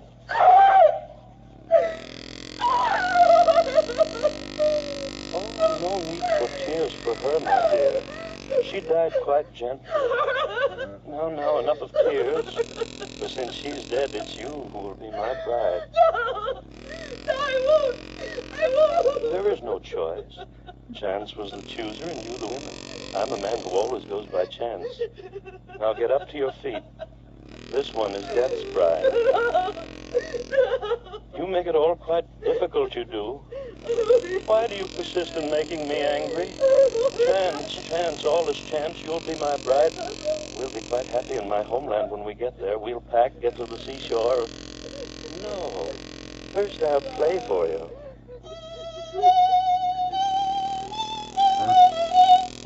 Clear out that dead body. I play so well now, don't I? I guess I don't need to worry about it. Doesn't the music creep inside of you like long, thin snakes? Oh, what a lonely man I was. Strange thoughts twisting in my head and no one to tell them to. But now I have someone. My thoughts, your thoughts. Yes, your thoughts, and I'll watch the snakes twist in your brain. I can't stand it anymore. Now you make me very angry. I won't play for you again. I won't, and crying loudly, too, when there's no reason. The marriage will be quite legal on shipboard. Shipboard, yes, shipboard. I told you to hurry, the rendezvous. I've been waiting for months. If we miss this, there'll be no more, and I must get back. And that reminds me, there's something I must tell you. Yes, tell you because I try to be a fair and gentle man. He's a serial killer. Come, hold that fire. Come, I say. just right enough. Now come into my arms. Into my arms, I tell you. There. Close to me. A little bright to be. Yes, I shall tell you everything. I suppose you wonder why a man of all my talents and education hides away in this forsaken place for all these months? Well, you shall know the reason. Look at me. Look. Closely. You see, my dear, I had a little accident. I haven't got a face. Oh, well, that's just great. Hey, Fred. Yeah? There's something I want to tell you. Yeah, I know. Shouldn't let him have that canoe. No, it ain't that, fella. It's the coin we flipped a little while ago. Well? Trick coin. I gypped you, Fred. How? Well, it wasn't tails, it was heads. You won. What? Bothering you, Fred. Come on. Two girls Let's alive. go back upstream and talk to old man Boyd. You want to walk down 2 miles?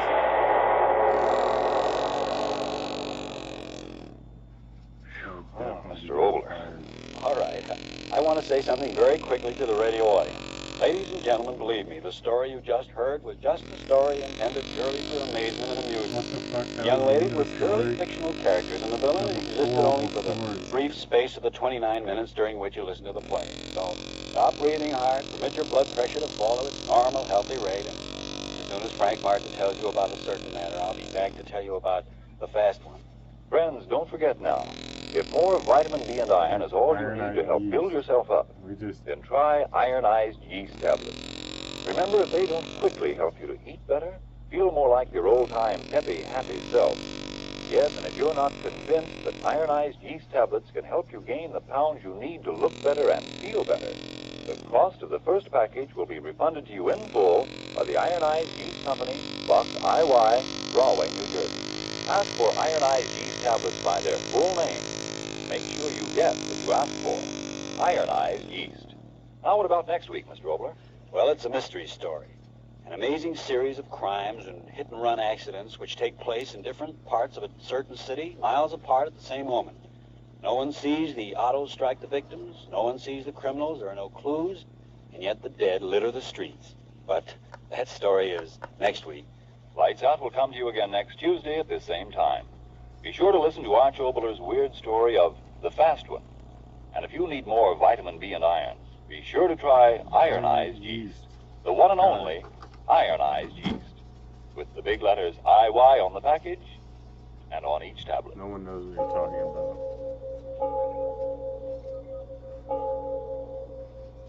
It is later than you think. Did you get new clothes for Christmas? Well, there's a shortage of many clothing materials today, so take good care of those new clothes and call on Energine cleaning fluid to help you do it. Energine removes grease spots from your clothes. Grease spots that may be harmful because they make your clothes look worn and run down, and because they're the favorite feeding place of moths all year round. Energine will get rid of those grease spots in a jiffy, easily, neatly, efficiently. To get better wear from your clothes, get Energine cleaning fluid tomorrow. This is the Columbia Broadcasting System.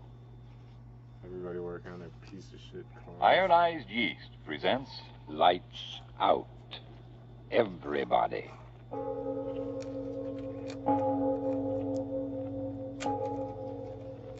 It is later than you think. Thanks for the reminder. Lights Out brings you stories of the supernatural and the supernormal, dramatizing the fantasies and the mysteries of the unknown. We tell you this frankly, so if you wish to avoid the excitement and tension of these imaginative plays, we urge you calmly, but sincerely, to turn off your radio now. It warns me to turn off. My name, Arch Obler. I bet people do. Someone recently asked me, what would you do if you could get your hands on all the money in the world? And by one of those peculiar backflips, peculiar only to a playwright's mind, tonight's story happened. This is a story of a super crime. But before we start, Frank Martin has something to say to you. We're all expecting big things of this new year, 1943, and I personally hope that everything you're hoping for comes true. On the other hand, you can scarcely expect to win out if you don't feel good. So if you're miserably thin and run down, weak and nervous, always tired, and if it's only because you need more vitamin B and iron than you're getting from your meals, take this friendly tip. Try ironized yeast. Lights out. Everybody.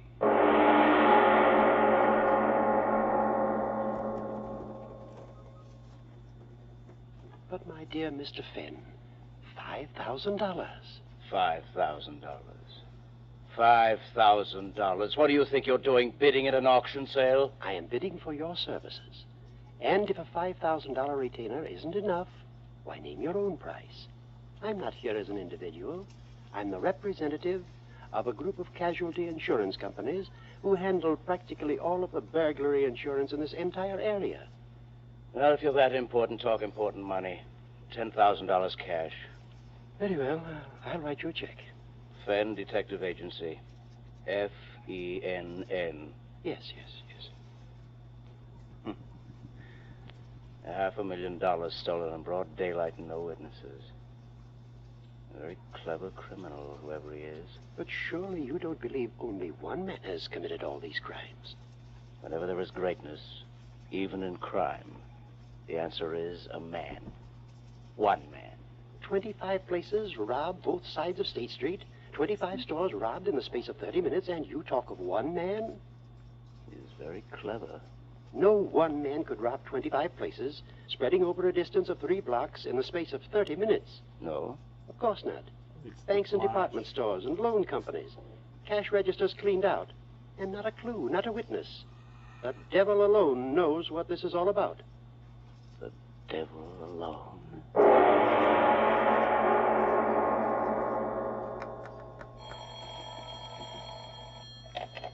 City morgue. Oh, hello, Chief. Yeah, he's been here 2 days in a row. Yeah, all he looks at is the bodies of the hit and run. Listen, Chief, here he comes now. Yeah. Okay, I'll try to find out. Yeah. Hiya, Mr. Finn. Early today, ain't you? Quickly, show me the new ones. Yeah, sure. Why not? The same kind? Yes. Okay.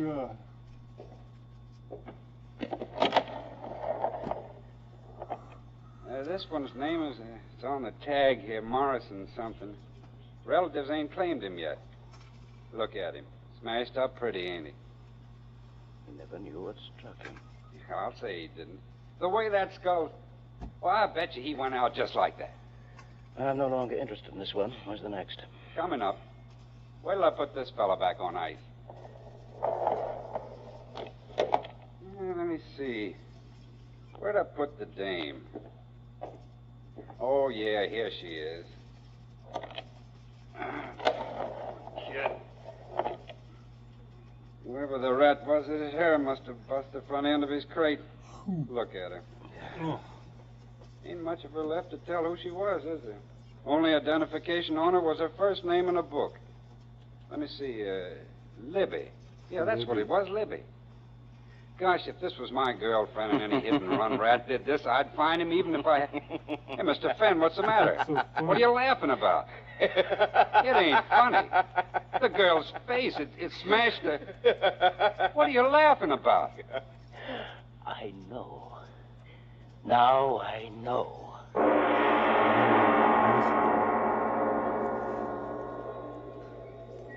Paper, read all about a hit-and-run driver killed 2 more. Paper, read all about a hit-and-run driver killed. Paper, mister, which one of these, sir? No, I don't want a paper. I want to talk to you. Here. Oh, thanks, mister, thanks. What you want to know?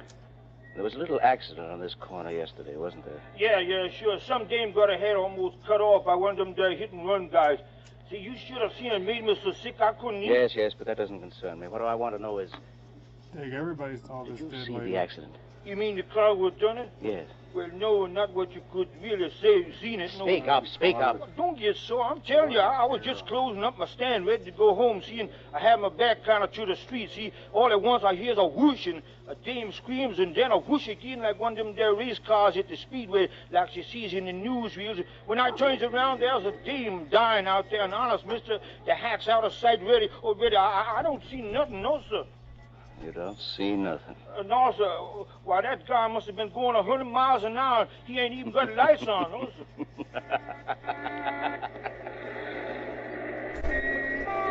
You. Hey, you. Hold on there. I want to talk to you. Are you talking to me, copper? Oh, wise guy, huh? Listen, you, what's the idea of cross-examining everybody in this neighborhood? Now, just a minute before you start using that nightstick, you better have a look at this. Why, a private detective. Oh, brilliant. Well, now, how was I supposed to know that... Well, you know it now. Tell me this. What do you know about the hit-and-run cases in this district? Oh, that's bad, sir. But what can I do? Drunken rats driving without lights and giving no warning? We'll get them tonight, sir. Believe me, we will. What do you mean? There's going to be 10 squad cars touring this district. Just a moment. One question. Have you been hearing any peculiar noises on your beat? Noises like an airplane motor when there wasn't anything in the sky? Go on now. You're kidding me. Say, look at the time. I better get moving on me beat or the sergeant will be shooting his mouth off. Anything else I can tell you? Yes. This restaurant we're in front of. Is it a good place to eat? Yeah. Bill Lewis's place is okay. He's off in Washington, but his wife's running it. Nothing like the Ritz, but it's okay. Well, I'll be seeing you. You're mistaken. Trying to set a stone. What'll you have, sir? Nice dinner? Coffee. Piece of nice fresh pie? Apple, peach, cherry? Apple. Yes, sir, right away. I beg your pardon. Where did you come from? I followed you in. I wish to speak with you. I don't want to buy anything. I am not selling, just like you. I am asking questions. Eh? I have been watching you. All afternoon you have been asking many questions. What's that to you? I am a Bellini, Dr. Bellini. I live in this neighborhood. I am interested in whatever goes on in it. Glad to meet you, Doctor. Maybe you can tell me. Have you heard any unusual noises during the late afternoon and evening hours? A noise you couldn't quite locate or explain? Noises? What noises? You are a detective. Why do you ask that? As a physician, I pride myself on my powers of observation. You are a detective, eh, my friend? Yes. Then come with me. Do not raise your voice now. This gun in my pocket will kill you. Walk slowly toward the door. Make no noise. Now, open the door and step outside. I advise discretion. I will be close behind you. Now, walk beside me down the street. A gun in your side and you laugh? Why do you laugh? Tell me. I've been looking for you, Dr. Bellini. Yeah? Why? I must know your secret. I must. Very well. But there is a price to pay. Price? What is your price? Death.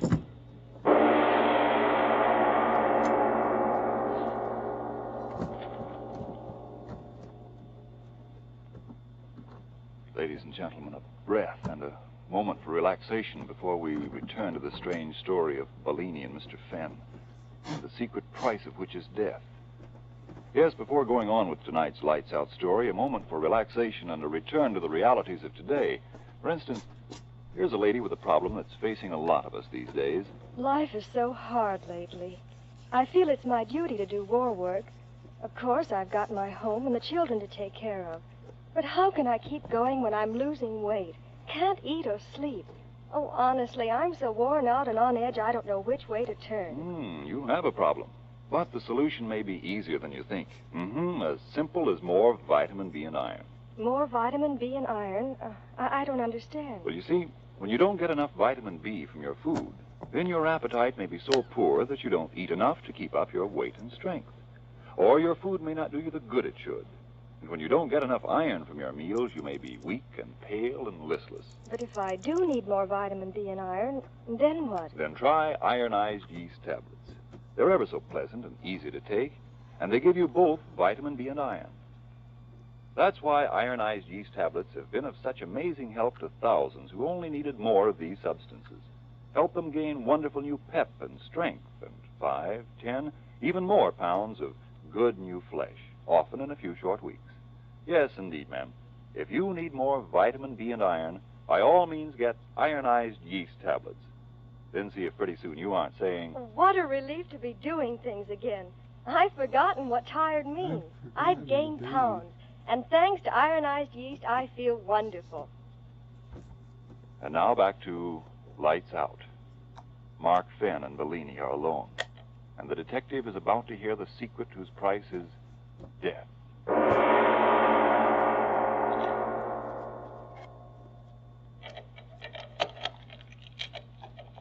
So, now we will not be disturbed, Mr. Fenn, Mark Fenn. Mark Fenn, the man who is willing to die to learn my secret. I'll take my chances.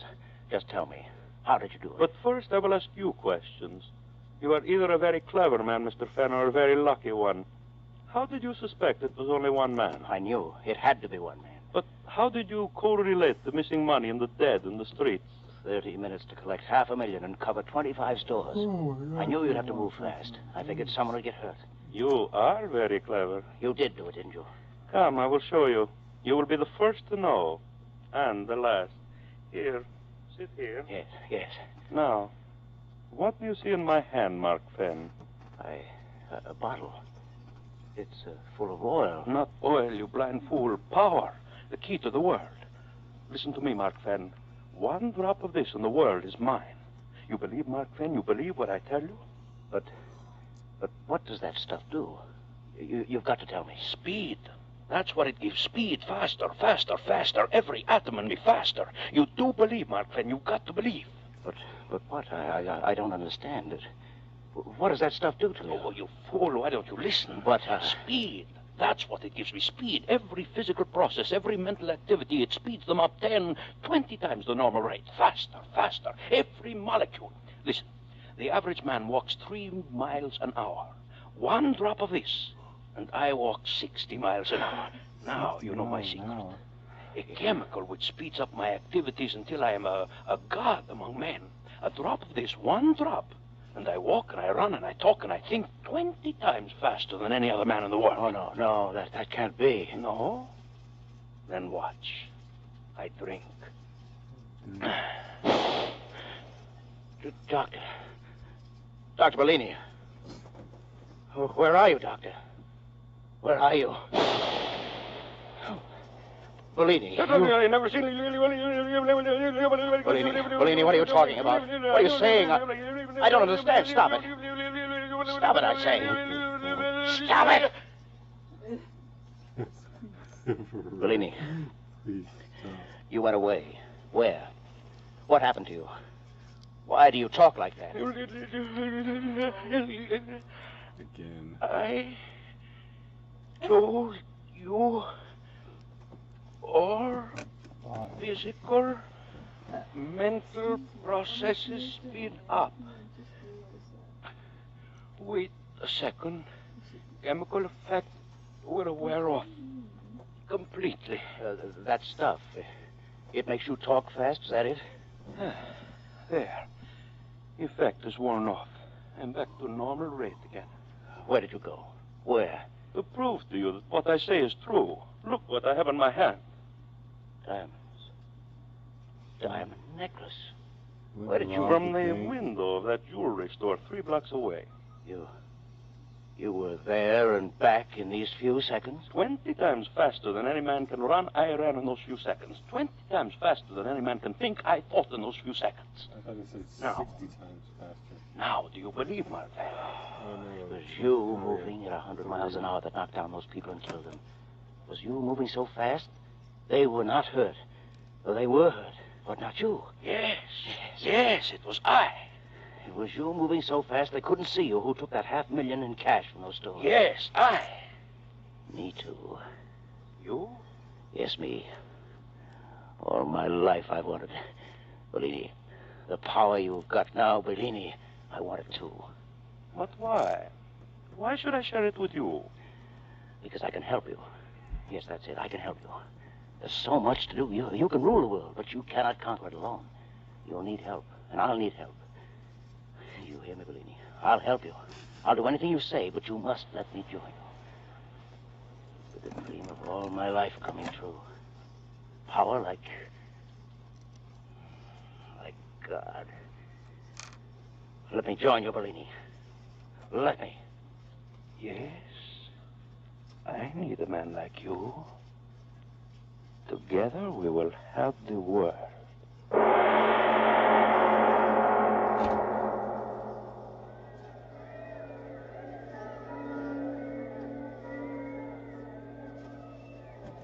And I say to you that this great and unprecedented crime wave which is sweeping our city is due entirely to the unholy alliance of crime and politics.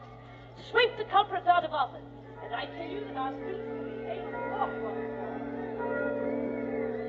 I tell you, Mr. Mayor, I'm doing everything I can do. I've sworn in 1,000 extra deputies. I've got the force working triple shift. And I tell you, fellow citizens, this alliance of the underworld and their masters can never be broken until we, the people, take matters into our own hands. Like the vigilantes of old, we must rise in our wrath and drive these vampires out of our fair city. Fellow citizens,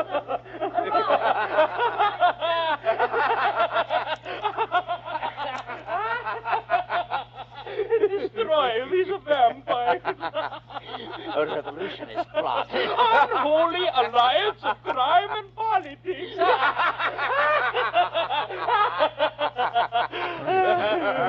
Oh, we have done well in these 10 days, eh, Mark Fenn? Oh, say we have, lady. $10 million. Nobody in the world ever collected money that fast. It was good letting you join me. I told you. All the places where money is, you know. But it's not money alone we want, Bellini. Oh, I know. We have been just, how do you say it, testing our wing. And now we're ready to go. Yes.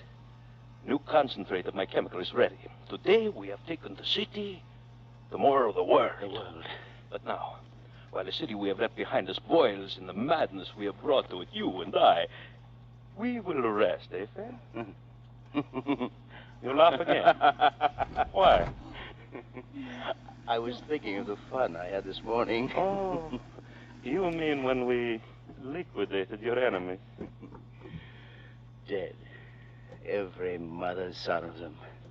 Everyone that ever laughed at me. Yes, dead, every one of them. And you go on to new triumphs. They never knew what hit them. That's the only trouble with moving so fast, Bellini. You mean when you struck them at 50 times the normal rate? Yes, it was like hitting them with a 6-inch shell. Their skulls smashed in like empty eggs. And you are disappointed because your revenge was over too quickly, eh, Mark Fan? Yes. What if I were to tell you that my new concentrate, the one we will use tomorrow when we arrive at the seat of your government in Washington, what if I were to tell you that this new concentrate is infinitely more powerful than the one we have been using? More powerful? How can that be? Listen, the one we have been using increases the physical and mental rate 20 times, is that not so? Yes, talk, walk, run, and think 50 times faster. So there you have it. With the new concentrate, talk, walk, think, and run an infinite number of times faster than normal. You mean there's no limit? No limit. We move faster? As fast as we're alive. 200, 300, 500. The limit will be our desires. A blur of light here, there, the next place. Masters of men. Because compared to us, men are snails who crawl while we run. Masters of men. Look, I brought the bottle. The new concentrate. It looks the same. Yeah. Shall we try some, Margaret? I don't know. We must try it sometime. Yes. It is the same basic formula as the other. Sure. I do not ask you to do what I will not do myself. We will take equal amounts and compare reactions. How much will it? 2 drops each. I have 2 medicine droppers ready. Yes. The moment we swallow the drops, we will move toward, you see that barn across the field? Yes. We meet there and see how fast we can move. Here are your drops, Mark. I Surely you're not afraid, my friend. Afraid? Me? Oh, no, of course not. Give me those drops. We drink together. Yes.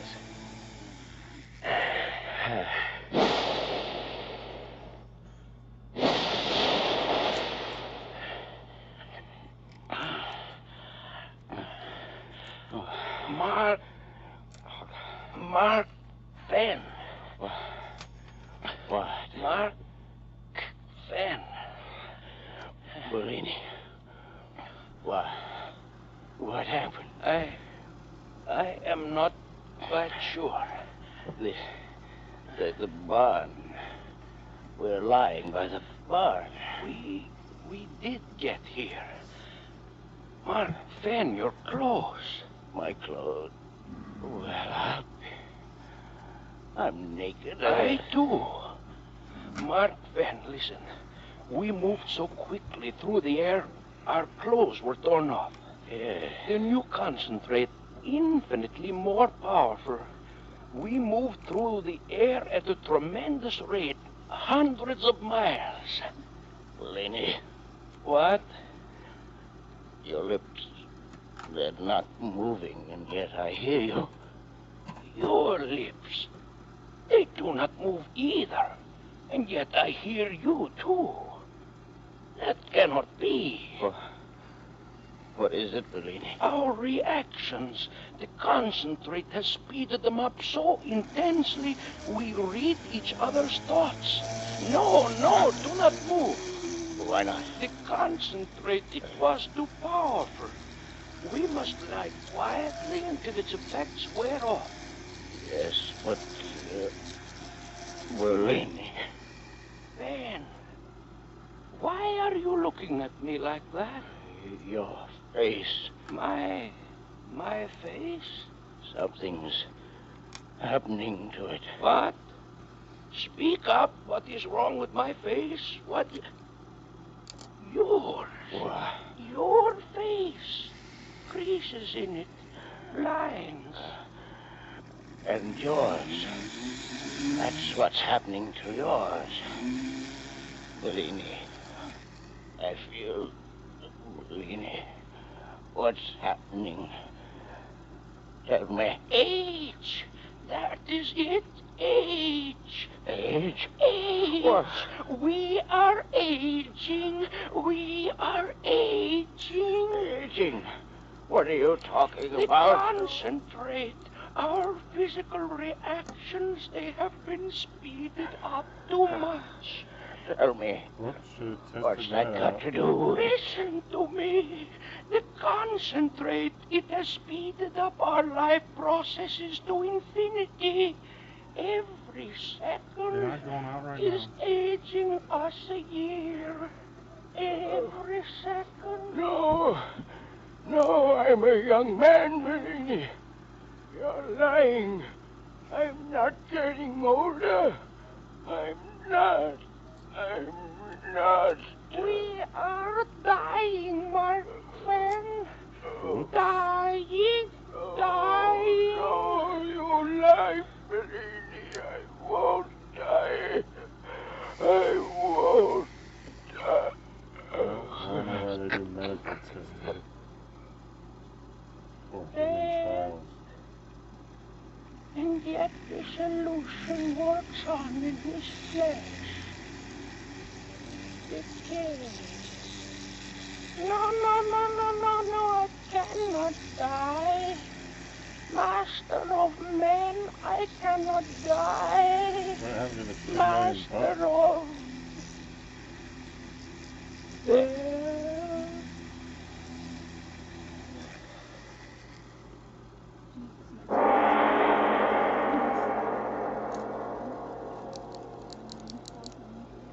Has been playing. They're all a team. Mr. Obler, men who move with the speed of light. Now, I ask you. Well, not exactly with the speed of light, but fast enough. It's all quite possible.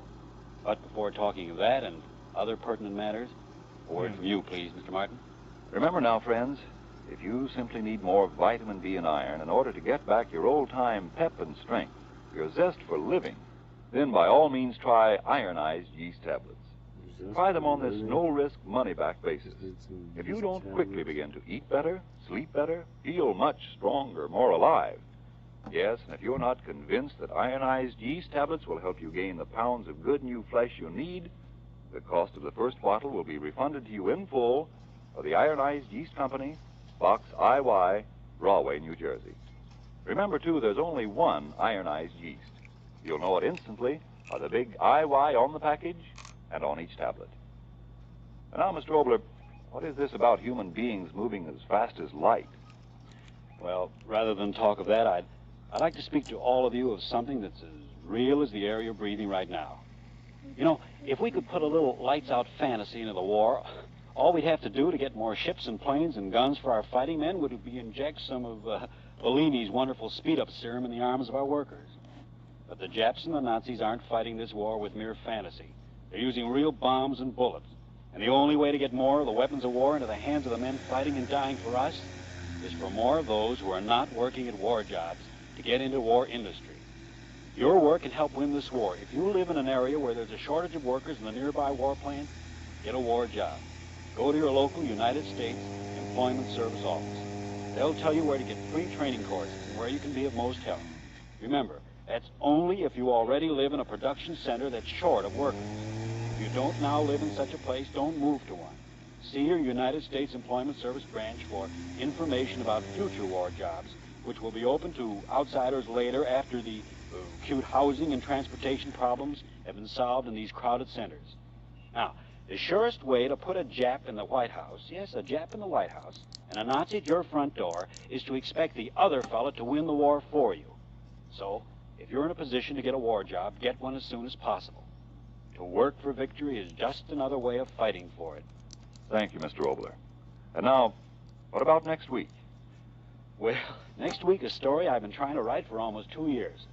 I started to write it for a broadcast with Norma Shearer a couple of years ago, but it just didn't write. Then I tried to write it for Betty Davis and Miriam Hopkins, but each of the broadcasts had to be changed because this particular play just didn't work out in my mind.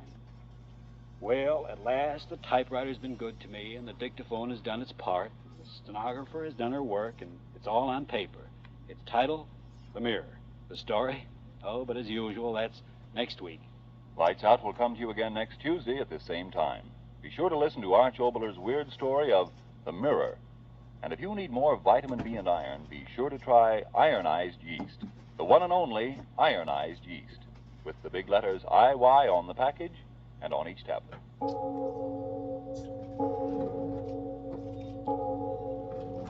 It is later than you think.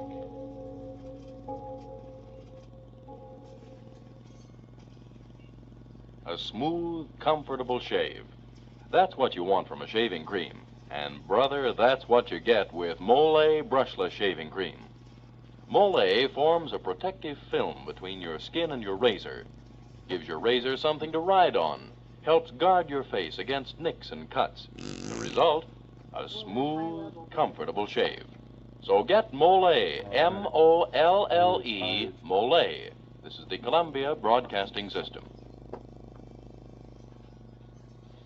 Lights out, everybody, for the devil and Mr. O.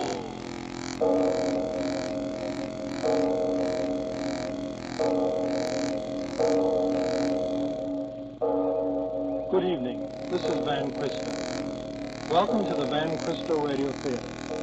Tonight and in the coming weeks, we are proud to present the resurrected radio plays of Mr. O, Arch Obler.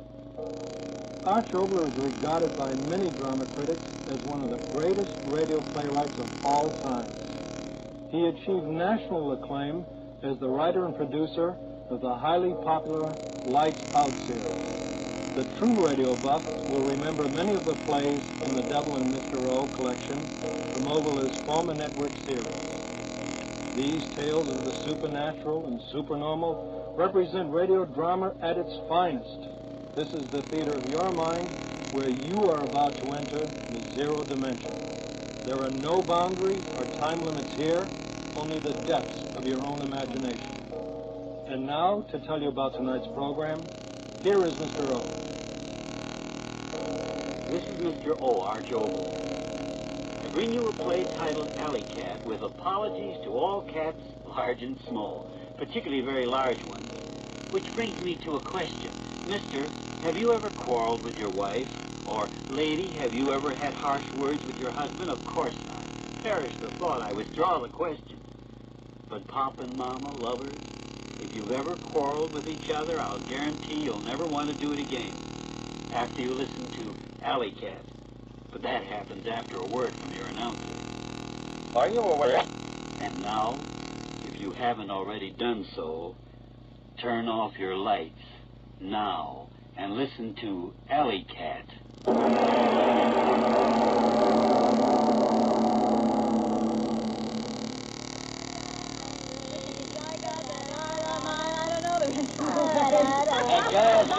Just cut it out, will you? Linda, for the love of... Cut it out, will you? Oh, man, I'll be standing here in a minute. Yeah, so what? Give me my drink, Queenie. Oh, baby, do I feel swell. Hey, look what time it is. Come on, Queenie. We better blow out of here. Yeah. No, don't go. I don't want to be alone. What do you mean alone? Dad's with you, ain't he? Ah, that guy. What does he know about having fun? Work. Makes me sicker. I've never been sick before. That's pretty good, huh, Kenny? Come on, stick around. Let's have some more fun. St. Louis woman with all a diamond ring. For heaven's sake, Linda. Well, speak of the devil. Hiya, Johnny boy. Come on in. The water's fine. Only it ain't water. Linda, for heaven's sake, I'm trying to work. Ah, go away. You sport of my party. Throw him out of here, Kenny. He's only my husband. Ah, Linda, take it easy. Get out of here. You, whatever your name is. Okay. Take that woman with you. Go on, clear out. No, wait. Don't listen to him. It's my house. You kick them out. Look, My friend. I beg you. Kick them out. With you to keep these people out of this house while I'm trying to get some work done. Haven't you any consideration at all? Kick them out. My friend. Yes, and I'll do it again every time I find them here. They're no good, not a one of them. You promised me time and time again to give them up. I'll call them back. I'll call them all back. You can't tell me what to do. Not me. They're my friends, mine. I'd give a dozen of you for one of them. All right, Linda. Jesus, That's the way you feel. You haven't got a grain of loyalty in you.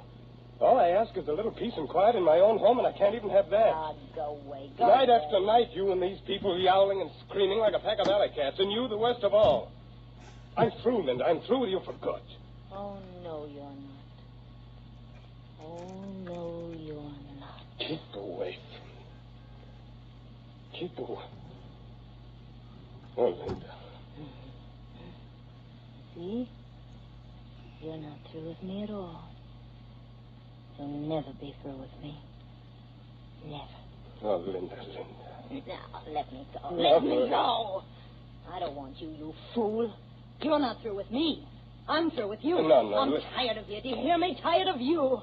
I'm going to get so far away from that smug face of yours I couldn't see it with a telescope. Linda, my wife. Ha! Your wife. Why do you think I married you? You love me. I married you because I was sick of working in a two-bit barber shop, because I was sick of living in a hall bedroom wearing bargain sale dresses. I wanted dough, plenty of it, all I could get. And you were the best chance to get it that came my way. No, Linda, you did love me. You must have loved me. Oh, well, I loved you about as much as that canary up there loves his cage. I told myself I'd stay with you a year, divorce you, stick you for plenty of alimony, and then get out. We've been married 5 years. Yeah, 5 years. Because you fooled me. That's why. I fooled you? Yes. You started to make a lot of money. More money than I ever thought you could make. So you're giving me the air, huh? No, Linda, I love you. I didn't mean what I said. I didn't. Well, I did. Linda, don't leave me. You're no good. I know you're no good, but heaven help me, I love you. I'll never love anybody else. Get out of my way. No, I won't let you go. You've got to stay. Get your hands off. You're no good. You cost me my self-respect, but you stay with me. You stay with me or I'll cut you off without a cent. You'll never get a dime from me, not a dime. Stop that. Stop laughing. Oh, you sap. You fat-headed sap. Stop that. Mm-hmm. So you're gonna cut me off without a cent, are you? Why, you fool. I've got everything that belongs to you now. You hear me? Everything. What are you talking about? This house. It's in my name, isn't it? The car. It's in my name, isn't it? No, you wouldn't. Oh, wouldn't I? Well, listen to this, my darling husband. I cleaned out the bank account yesterday. Oh, no. Every cent. I won't do it. Oh, no. You will. Now, this is my house. Get your things and get out of here. I'll kill you. No. Don't. Oh. Touch me again and I'll tear your eyes out. You cat. Get out of my way. That's what you are, a cat. A big, white, heartless cat. Get out of my You way. think like one, you screech like one, you claw like one. You even look like one. Your eyes, they're cat's eyes. That's what they are, cat's eyes. A cat, that's what you are. A white cat. I didn't marry a woman, I married a cat. Keep it up. Keep it up. You're doing Go ahead, laugh at me. You're a cat, a sneaking, yowling cat. A cat. You're a cat. A cat. Cat. You're a cat. Now, that's enough of that. I don't like it. Stop saying it. A cat, you hear me? A cat. John. Stop staring at me like that. Stop staring at me. John. What's happening to me? John, my head. I can hardly see. John, help me.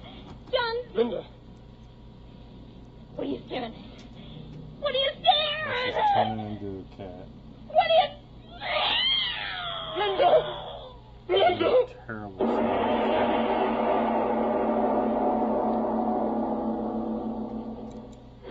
Now, John, you've got to control yourself. Everything will be all right. Oh, Doctor, what have I done? What have I done? John, please pull yourself together. You are not entirely to blame for what happened. Oh, I did it. I'm to blame. What'll I do? What'll I do? Stop talking like that. It's preposterous to say you were to blame. She was in a hysterical condition. I know. The suggestion that she was a cat caught her in an unguarded moment and resulted in temporary neurosis. But she... Doctor, can I go in and see her? But I tell you, she's sleeping. I know, but... Doctor, I've got to see her. I've got to look at her. I've got to make sure she's all right. Don't you see? I've got to make sure. Now, John, please. You've had a hard time of it. You'd better get to bed and get some rest. No. Doctor, listen to me. I've got to see her again. I've got to make sure she's all right. I can't rest until I know. But I tell you... Oh, very well. Just for the moment. Yes. Be very quiet. There. You see? She's resting very nicely. Doctor, look. What? Her hands. Look at her hands. And her teeth. Linda. No, John. You'll waken her. John. Linda.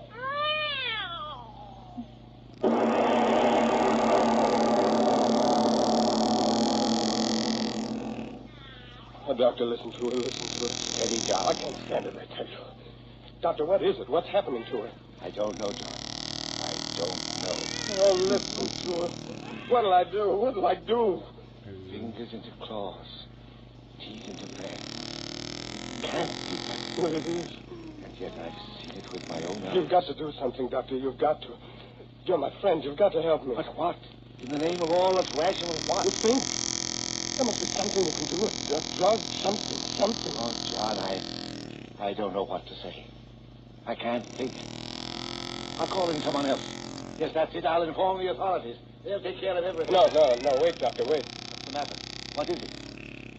You're going to inform the authorities? Yes, of course. Don't you see, my boy, it's the simplest way out of this. Way out? Of course. For you and for me. What do you mean? This horrible thing that's happened to Linda, it goes beyond just you and me. It goes beyond the normal into the supernatural. The world should know about it. No, stop. You mean you're going to let everyone know what's happened to Linda? Of course I am. But you can't do that. She's my wife. Do you hear me? My wife? No, now don't get excited again, John. Listen sensibly. We owe it to science. Science? Who cares about science? She's Linda. She's my wife. And I cursed her to God, and I turned her into a yowling beast.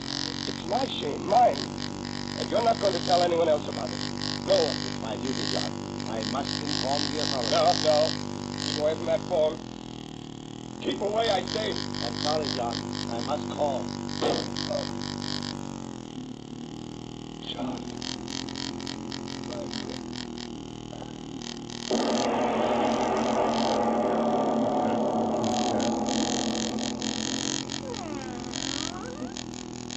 No, try to sleep, darling. Try to sleep. Yes, I know, darling, but it's almost morning. You must rest. Sleep you into sleep, my darling.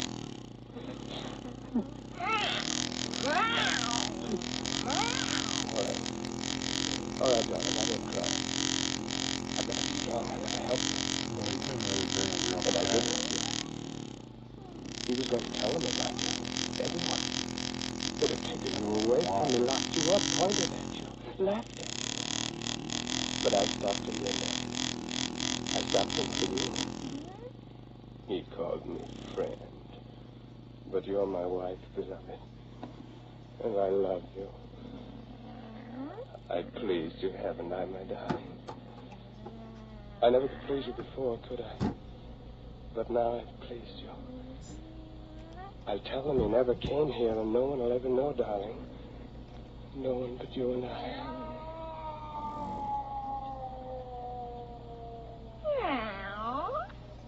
What is it, darling? What's the matter? Why are you getting up? What is it? Why go to the window? What do you want out there? Oh, if I could only understand you. If I could only know what you're trying to say to me. She's got a cat boyfriend. Oh, no. Damn things in heat.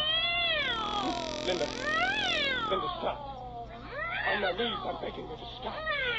Linda, beloved. Please, Linda, stop.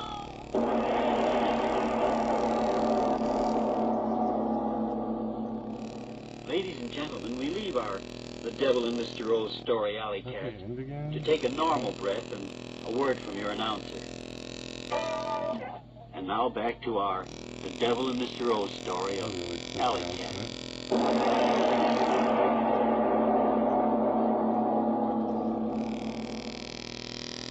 Yes, I'm coming. Good morning, Mr. Taylor. Oh, it's you. I found this note saying you wanted to talk to me. Yeah, I hope you're not going to quit taking milk from me. No, I'm not going to stop taking milk. That's what I want to see you about. I want milk. More milk. Cream. Everything. Well, sure. How much do you want? 4 bottles of milk. No, 6. 6? Yes, and cream. 6 bottles of cream. Is something wrong, Mr. Taylor? Wrong? Why do you think something's wrong? Well, I only meant... You meant what? Speak up, you meant what? Well, don't get sore, Mr. Taylor. I just meant... Well, you don't look so well, and, well, you know how it is. Sometimes a fella has a couple too many and starts ordering all the milk in the world. You fool, I'm not drunk. Do you want some of that milk, or do I have to get another milk? No, I'll get it for you. Well, hurry. Of course. I wonder. Only him and his old lady. You guy's nuts.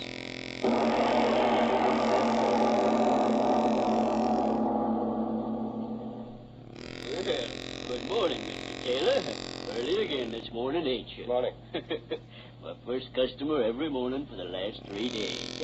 I was saying to my wife this morning... Yes, Mr. Heinrich. Some other time. I'm in a hurry. My order, please.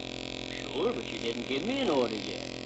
How about a nice broiling steak? No, nothing like that. But broiling and No, steak... stop it. I'm in a hurry, I tell you. All right. You don't have to get so excited, Mr. Taylor. Now, if you'll tell me what you want, I'll get it for you. Oh, well, I don't know exactly. A couple of pounds of fresh liver. Yes, that's it, fresh liver. What? Again? You heard me? Oh, sure, I heard you. Okay, but 3 days now, ever since your wife went away, you eat nothing but liver. Are you going to fill my order? Sure. I'll fill your order. Nice and fresh, huh? Sure. 2 pounds, yeah. There we are. Say, you'd think you was raising cats or something. What? Why do you say that? Well, you buy liver every day. Oh, this morning I caught a couple of mice in a trap. Maybe you'd like to take them along to the cat tour. Don't say that! Don't say that! Mr. Taylor, talking about his wife. Liver. Forgot. Man's crazy. What did I say that was wrong? Cats like to eat mice.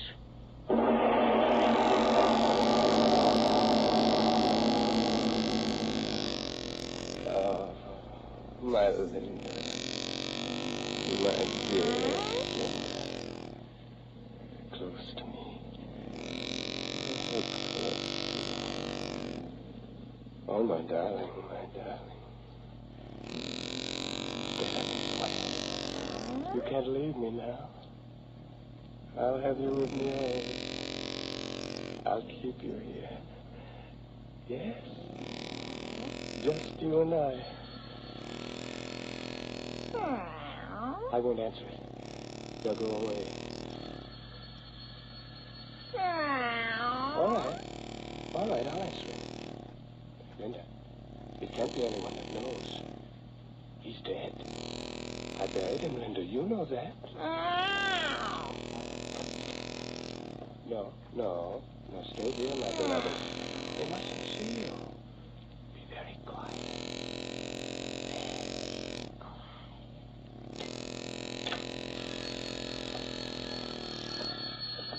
Yes, I'm coming.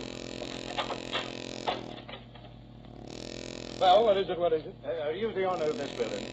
Yes, what do you want? Kerrigan's the name. I'm your neighbor. I've got the place across the alley from you. Oh, my neighbor? Yeah, Kerrigan's the name. I'm with the department.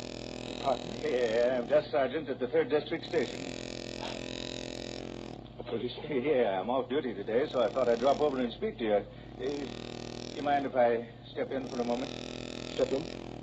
Oh, no, not at all. Thank you. Stay away from the cat. Hey, you got a nice place here. Yes, nice, very nice. You know the same contractors made this place as made mine. You didn't know that, I bet. No, I didn't. Yeah, an Irishman by the name of Gil Hooley. He was alive now. Some of the people along here that bought places from him and murdered him. What with the trouble they're having. Trouble? Yeah, cheap material, plastic backing, floor sagging, stuff like that. Oh, I see what you mean. Now, you take my place. A new roof put on, a new gutters put in, and I never know what'll go wrong next.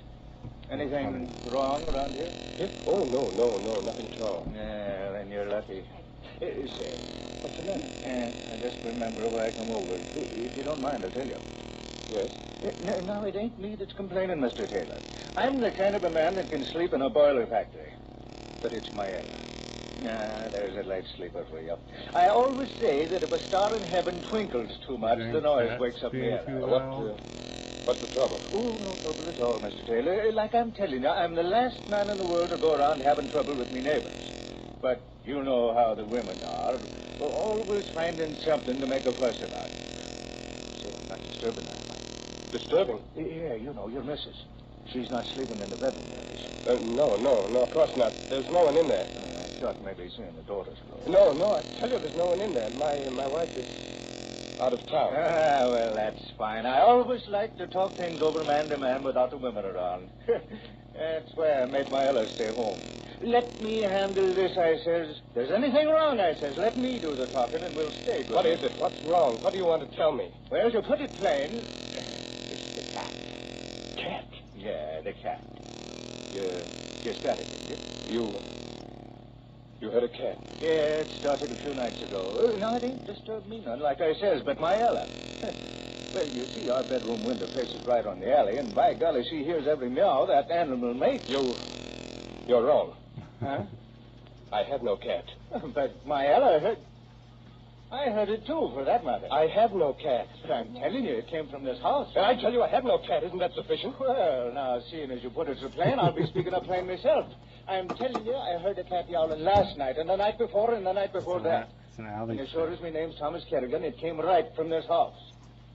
Now, what do you say to that?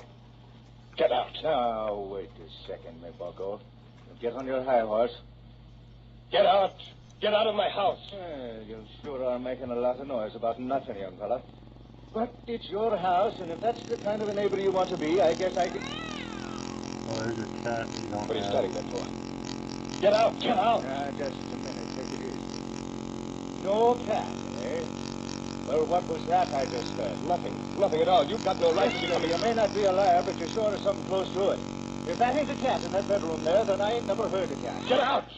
Get out of here. Oh, no, I won't. Well, listen to that cat. If that ain't creating a public nuisance, I'd like to know what it is. It's none of your business. Get out of here. This is my house. Get out of here. Stop pulling at me, bucko. I may be off duty, but I'm still an officer of the law, and I'm telling you, that cat in there is violating the city ordinance. Now, if you don't make it shut up, disturbing me, Ella, I will. Stay away from that door. Stay away from that door. Hey, listen to it. That ain't no cat you got in there. Yes, I lied. It is a cat. It's just a cat. But I'll make it be quiet. But go away, go away. Now, wait a minute. Take it easy.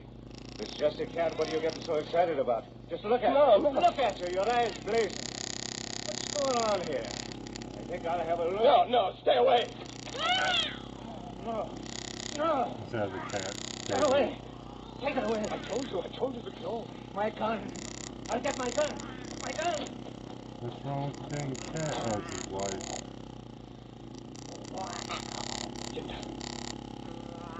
Linda, did you hear? His gun. Yes.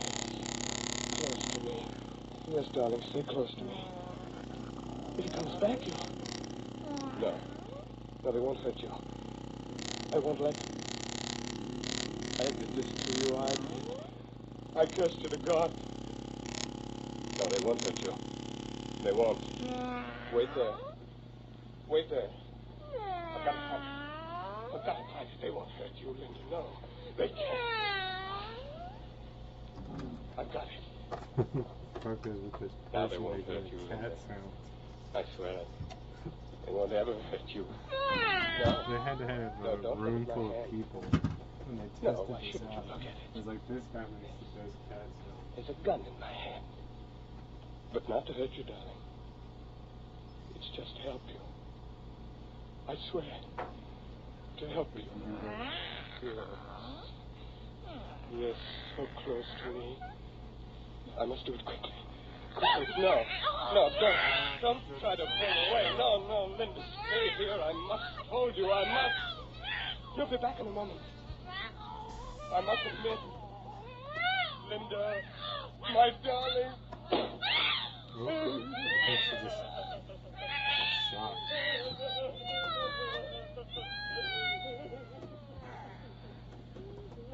Goodbye, Linda. You won't be missed.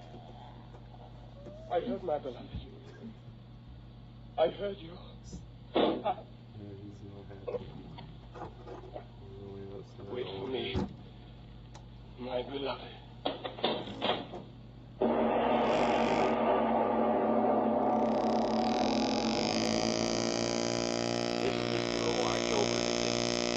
Let me tell you about next week's package of thrills and chills. It's a story about, but more after a word from your own announcer.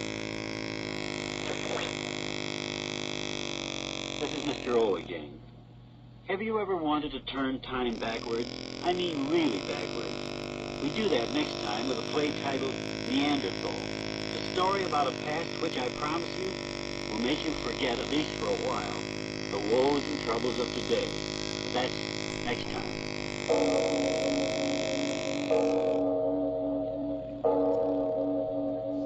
It is later than you think.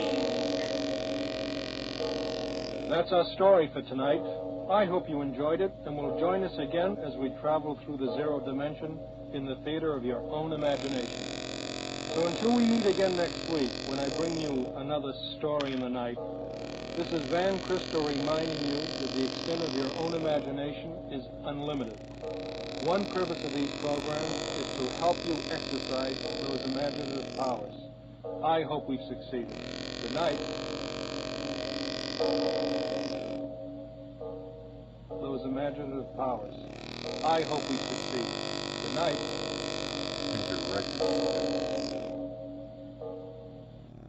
Iron Eyes East presents Lights Out. Everybody. It is later than you think.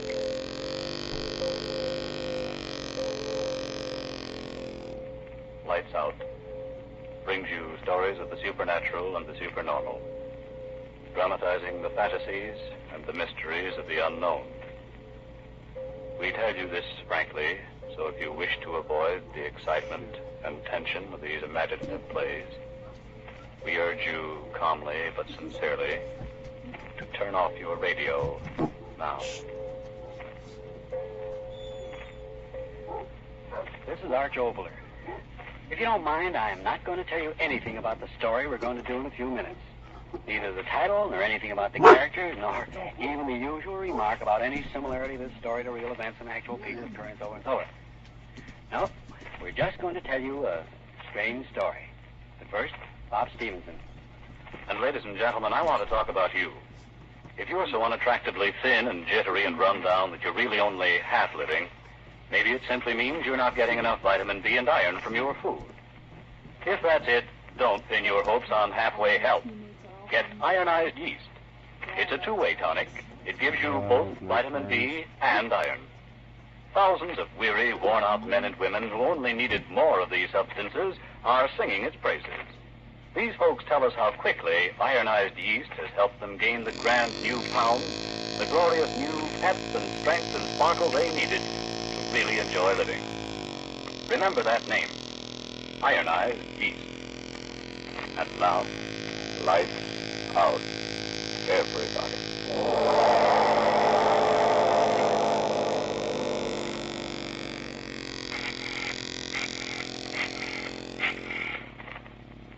Hello? Hello, Preacher? Police Department? My name is Charles Krager. Dr. Charles Krager. I live at 872 West Street, apartment 2B.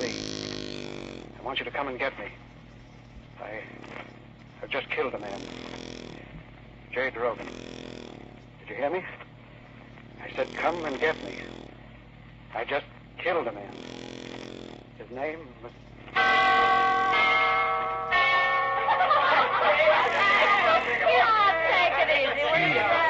I'm willing to bet on it. I'm telling you, sir, my name is Jay. I'm gonna drink this. Jay, forget it, will you? You better lie down and get some of that. Put your hands off me. I said I was gonna drink this mess, and I'm gonna drink it. Right out of the cocktail shaker. What are you doing? He's really drinking it. Holy crap, look at it. Boy. Oh, that was terrific. How did it taste? Wonderful. Jay! He's sick. No, I'm all right. Hot in here. Window open. The windows. Who broke all the windows?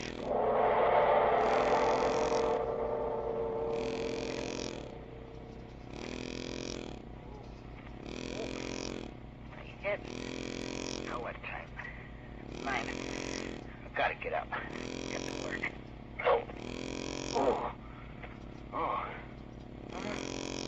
All dressed. Bed in my clothes. Put me to bed. Oh, matter.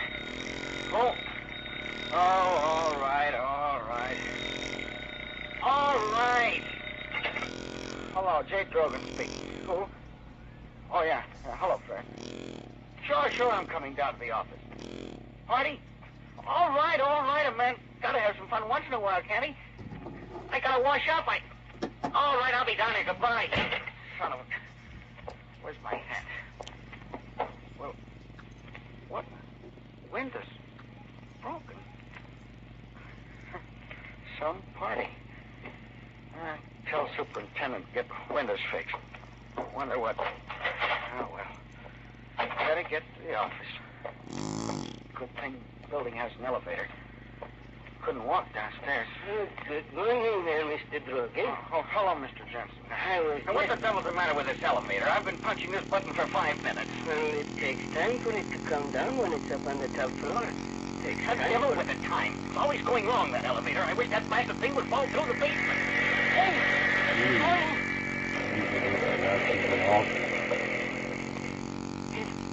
It said, just like you said.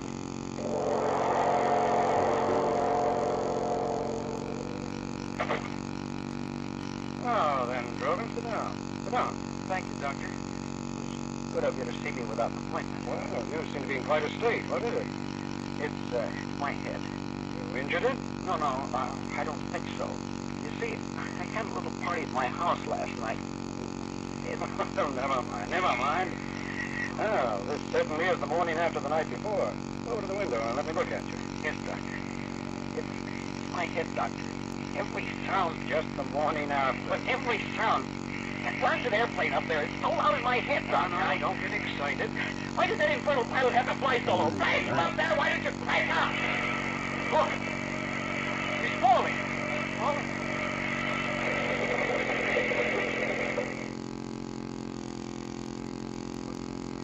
What you said, Trogan, really happened.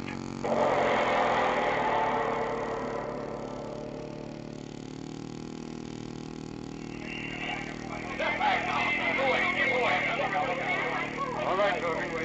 You better be moving on. Yeah. Come back to my office and I'll give you a sedative and lie down and rest a little while and then you'll be all right.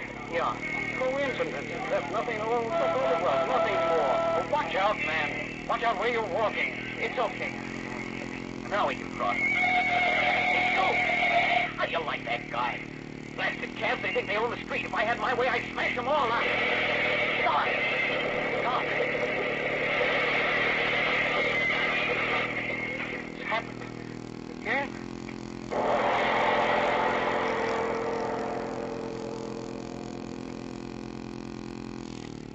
Drink this.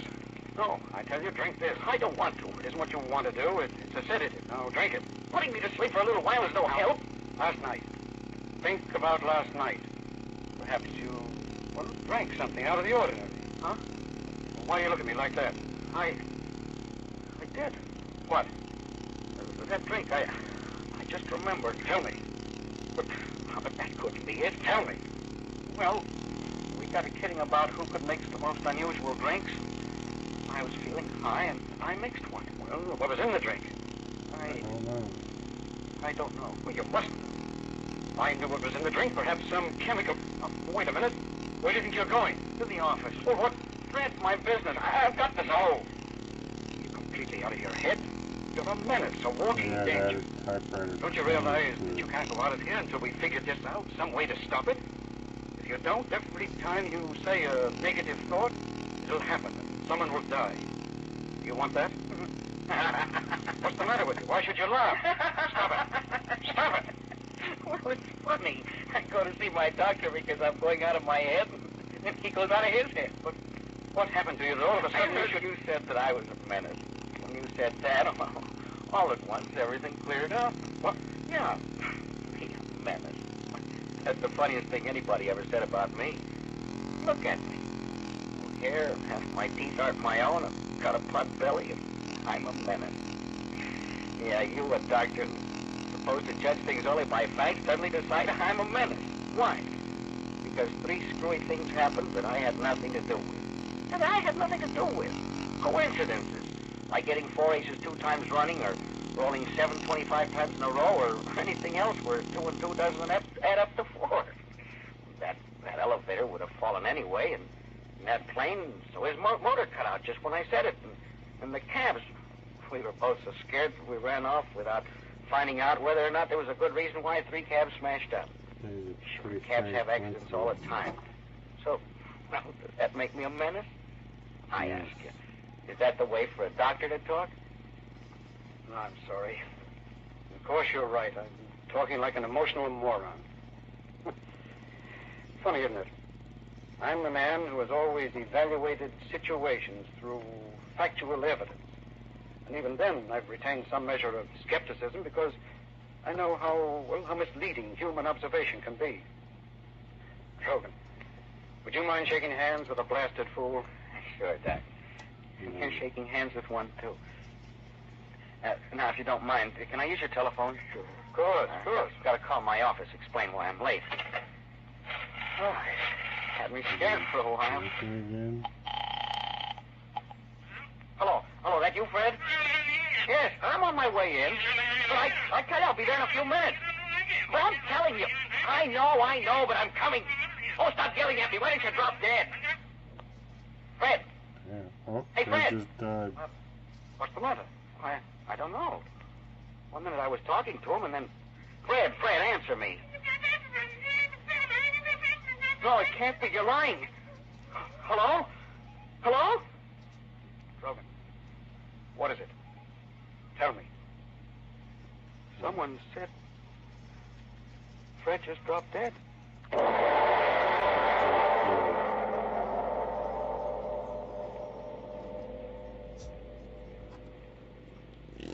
Ladies and gentlemen, to stop a suspense story may seem an intrusion.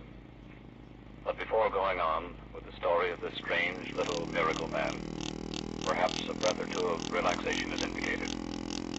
Yes, before going on with our lights-out story of the projective Mr. Grogan, let's turn to a problem of these hectic times.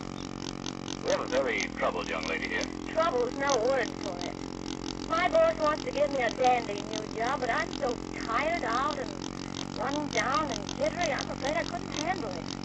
I'm getting much too thin. And I've tried every tonic I know, but nothing I try seems to help me. Well, miss, maybe you just haven't tried the right tonic. Maybe more vitamin D and iron is what you need. Vitamin D and iron. Does that make such a difference? Well, when you don't get enough vitamin D from your meals, you may lose your appetite, eat so poorly that you lose weight and strength, or you may not get all the good out of what you do eat.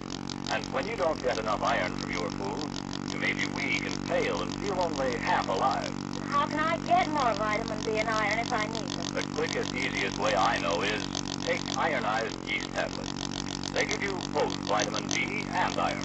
And less little ironized yeast tablets are a cinch to take. But, are they terribly expensive? Oh, not a bit of it. They cost but a few pennies a day.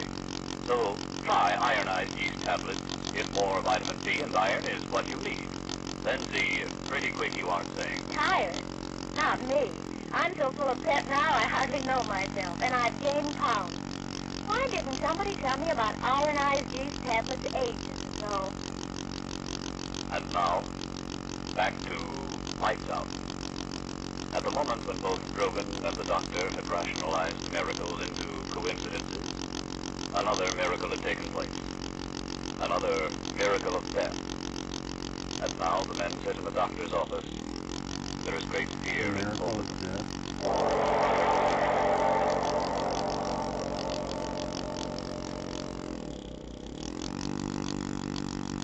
What time is it, Doctor? 1. I can't just sit here. You're my responsibility. I've got to think something out. I just can't keep on not thinking of it. Great Godfrey, what's the matter with me? You can perform miracles. I'm convinced of that. All right. Then why in the name of common sense can't you perform positive miracles instead of negative ones? I don't understand. Listen to me. It's simple. It's so simple that neither one of us thought of it. Just as you can kill people and cause accidents, why can't you do good? Good. Heal the sick, give eyes to the blind. But when it comes to killing, kill the ones who should be killed. Right. Maybe I could do that. Hitler, Mussolini. Or you could wipe out the whole Nazi army by just saying so. Yeah, but how would we know? Wait a minute. It's all clear now. Every miracle that you performed today was a negative miracle. The falling elevator, the airplane, the taxis, your friend. Everything negative. You haven't performed a single positive miracle. Not a miracle for good instead of evil. Well, come with me. Where? Out in the street again. Come on, Drogan. We've got to find out if you can perform a good miracle just as easily as performing the other kind. And if you can, well, you'll start making history in a few minutes, Mr. Drogan.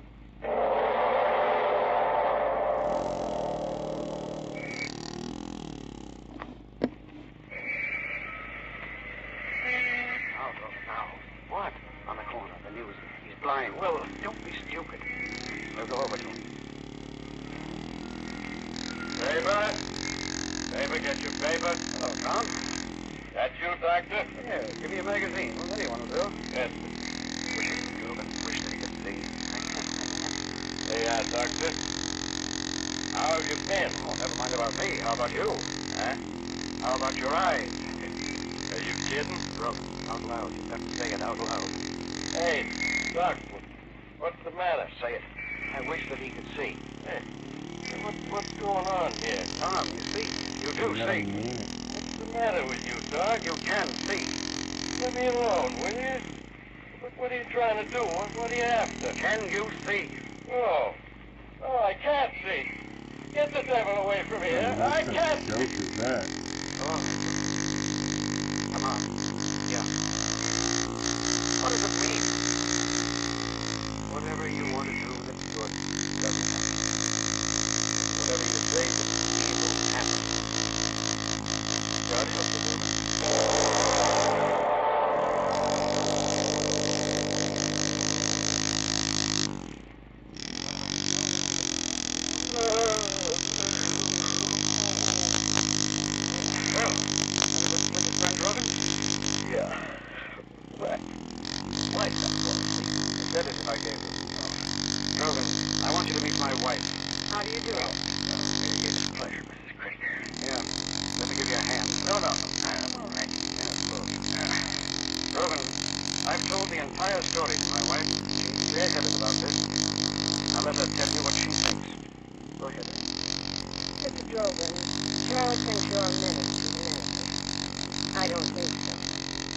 The danger to others is not through you, but through somebody else. You don't know what I mean, well, can't understand. I mean, you wouldn't willfully hurt anyone. But what if someone forced you to? What if your ability to perform miracles... Evil miracles? Yes, evil miracles, was discovered by some criminal? He would force you to do what he wanted, at no risk to himself, because... since the criminal was performing an evil act, you couldn't hurt him. In other words, Drogan, someone could use you for criminal purpose. Yes, blackmail the world because you thought you could kill anyone in the world. You haven't said anything, Mr. Drogan. Did you understand? Yes, I understand. What do you expect me to do about it? We don't expect you to do anything. The responsibility is beyond you or us. Whatever happens, up to the proper authorities. Authorities? My wife means that what we must do is to tell the authorities of what happened. It's a wonderful idea. What did you say? It's a wonderful idea. Charles, I told you he'd understand. Trogan, I'm proud of you. Thank God it happened to a man like you instead of another little fascist who'd imagine himself a super Hitler. A wonderful idea. Yes, of course, but why do you keep on saying that? You gave me a wonderful idea. Thank you, but that's not important now. We've got to go to the authorities. All of us. No. Why should you say no? I'm not going anywhere. Neither are you. What? Charles, why should he say... Wait. What's the matter? Nothing.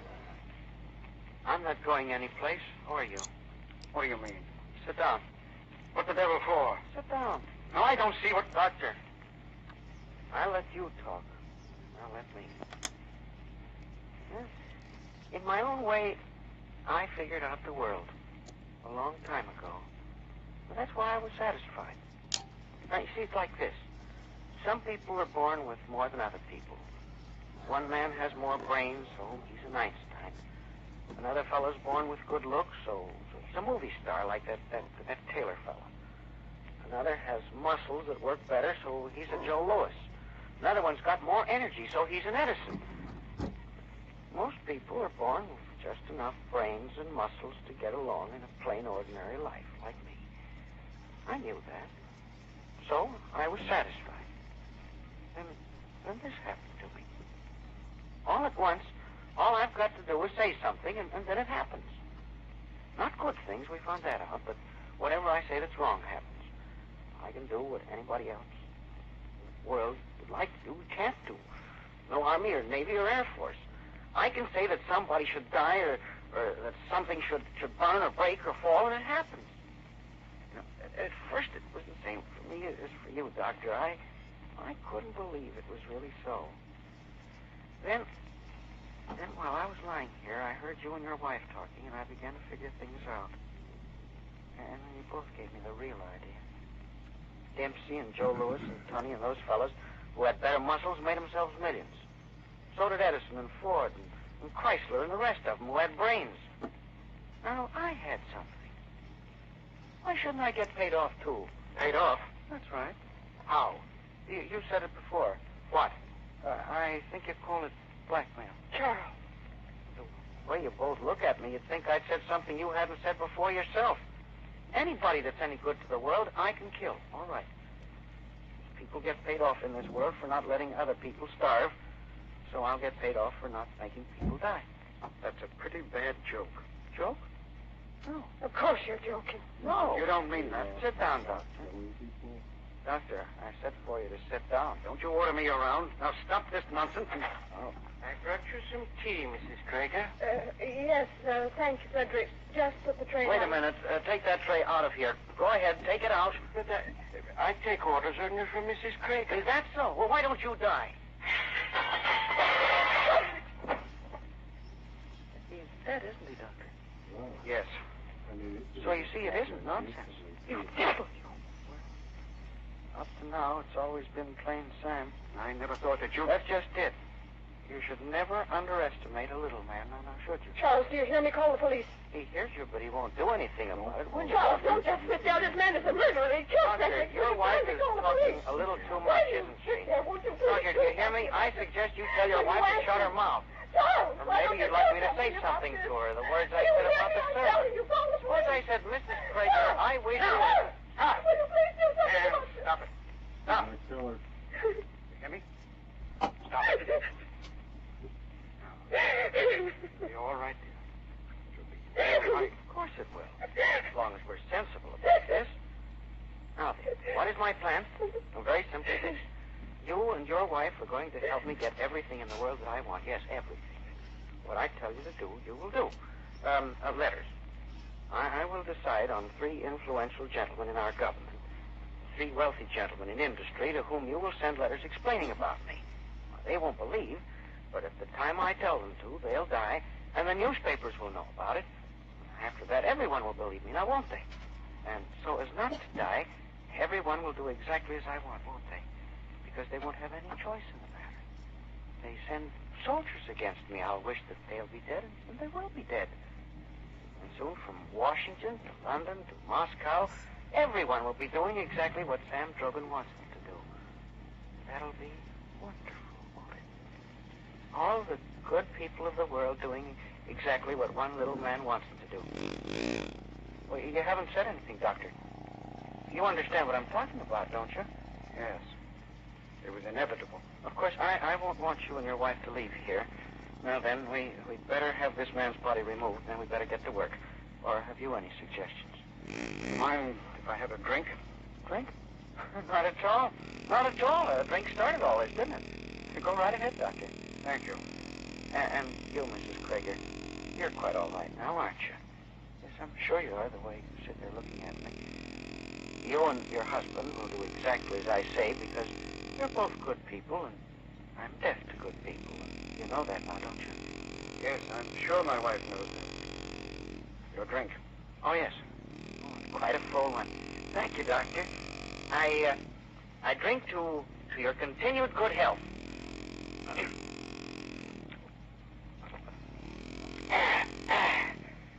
Well, a strong one and a good one. Thank you, Doctor. What? Drink? Oh, my throat, you... What? No, wouldn't dare. I'll kill... Charles, what did you... Kill... Charles is going to... Wait.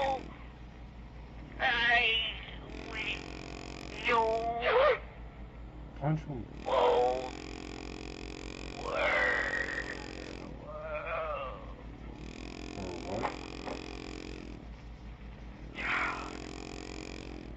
You killed. Yes. Poison worked more slowly than it should have. But it worked. Drogan, you made one mistake. You should never underestimate what good people can do. They have to.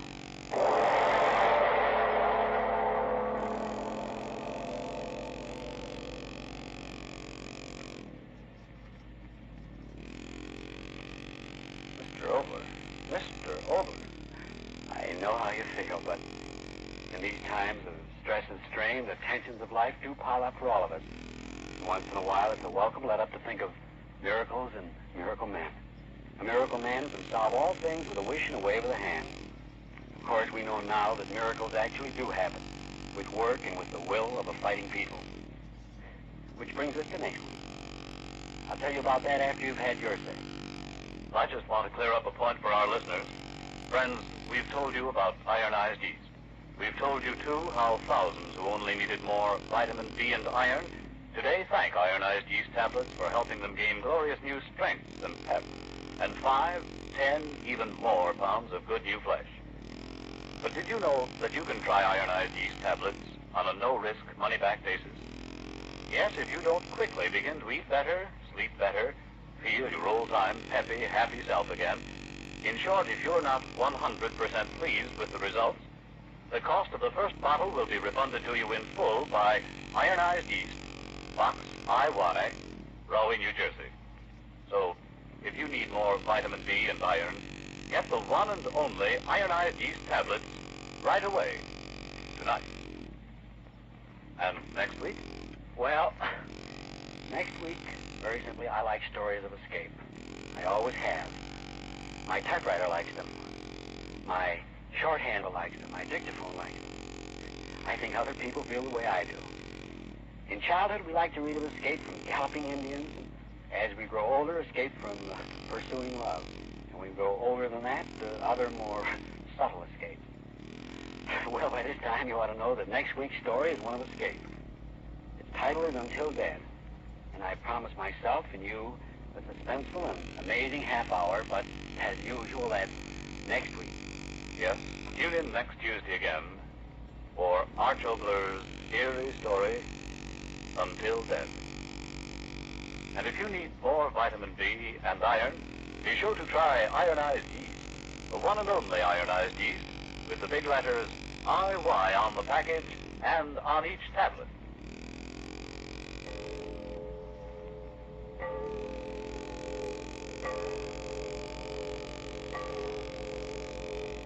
It is later than you think. There are plenty of men around who will tell you the nicest thing next to their face in the morning is Mole brushless shaving cream. Well, that's the sign of a smooth, comfortable shave ahead.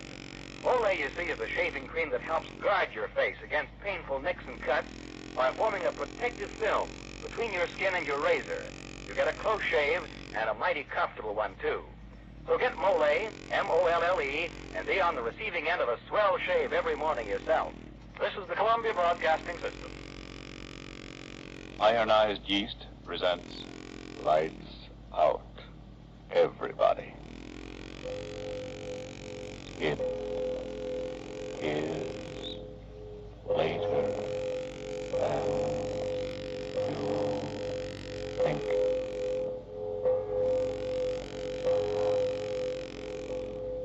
Lights Out brings you stories of the supernatural and the supernormal, dramatizing the fantasies and the mysteries of the unknown. We tell you this frankly, so if you wish to avoid the excitement and tension of these imaginative plays, we urge you calmly but sincerely to turn off your radio now. This is Arch Obler. He walks the earth, the little man. You look at him and say, what can he do?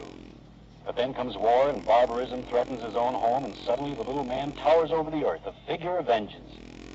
This, too, tonight is a story of vengeance. But before we begin, Bob Stevenson wants to ask you a question. Does day's end find you so worn out and all in that you can't enjoy the evening?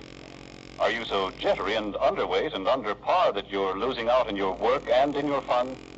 Well, maybe you simply need more vitamin B and iron than you're getting from your food. And if so, try ironized yeast tablets. These amazing little tablets are a two-way tonic. They give you both vitamin B and iron. They've been of truly remarkable help to thousands who simply needed more of these substances. Help these weak, weary folks gain glorious new pep and strength. and 5, 10, even more pounds of good new flesh, often in just a few weeks. Remember the name, Ironized Yeast Tablets. And now, Lights out, everybody.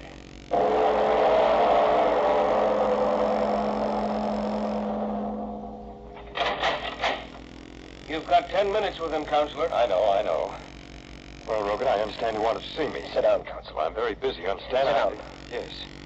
What's on your mind? There's always a chance, you know. The jury's been out 3 hours. The devil with the jury. Get me a knife. Huh? Get me a knife. A knife? Are you insane? A knife. Get me one. But why? You've got a chance. My final summation, the jury, my deadlock. Yes, deadlock. Shut up and listen to me. Well? When the jury comes in, he'll be there, sure. He? Mark Street. Oh, him. You still don't believe? Oh, but I do. I definitely believe that an individual by that name does exist. Exist? He killed my wife. But the evidence... He killed my wife, you hear me? He killed my wife. Yes, I know. No, you listen to me.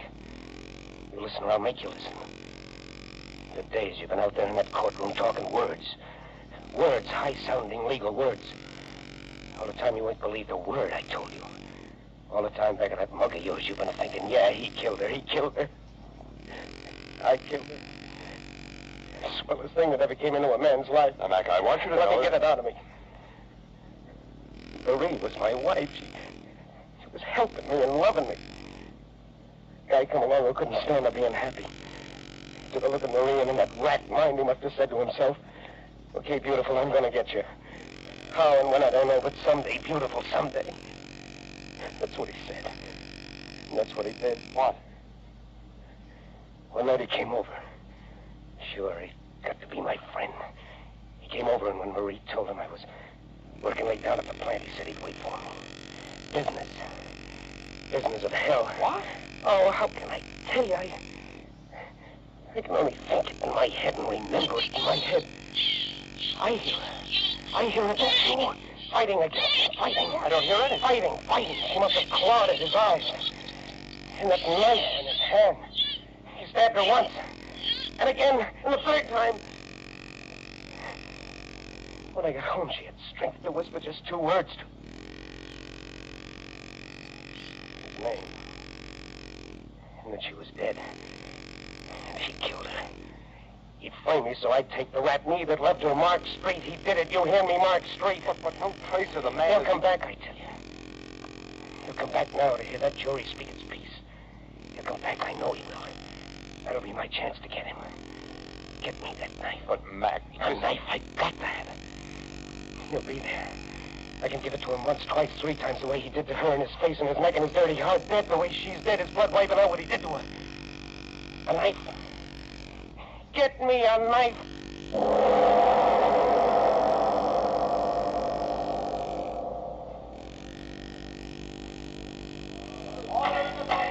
Order in the courtroom. Bailiff will clear the courtroom unless order is immediately restored. You got it. Now, Mac, everything's going to be all right.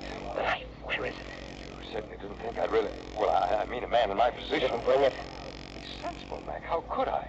Your wild story about revenge against a man nobody knows. Double-crossing. Mac, jury's coming. Ladies and gentlemen of the jury, have you reached the verdict? We have, Your Honor. You will read the verdict.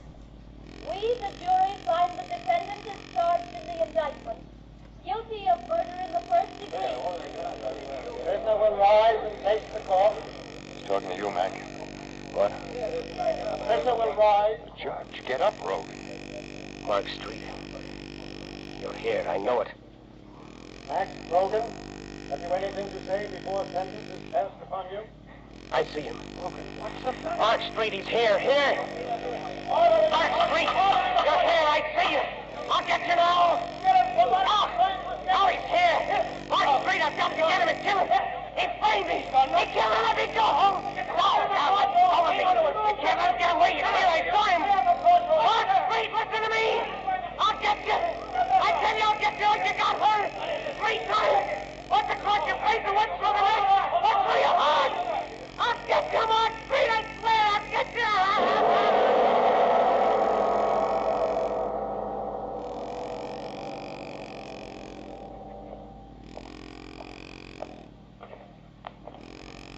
I'm asking you as a particular favor to me, Rogan, to behave yourself. Okay. Yeah. Now, every man in this cell block is a condemned man. Disturbances just make it harder for everyone concerned. I ain't gonna be with you long, Warden. There's 2 weeks yet, my boy. I'm not going out that way. Oh. Escape, eh? I'm just telling you not to count too much on springing that trap. Don't try it, Rogan. No man's ever escaped from the death house in this penitentiary. And no man ever will. Yeah.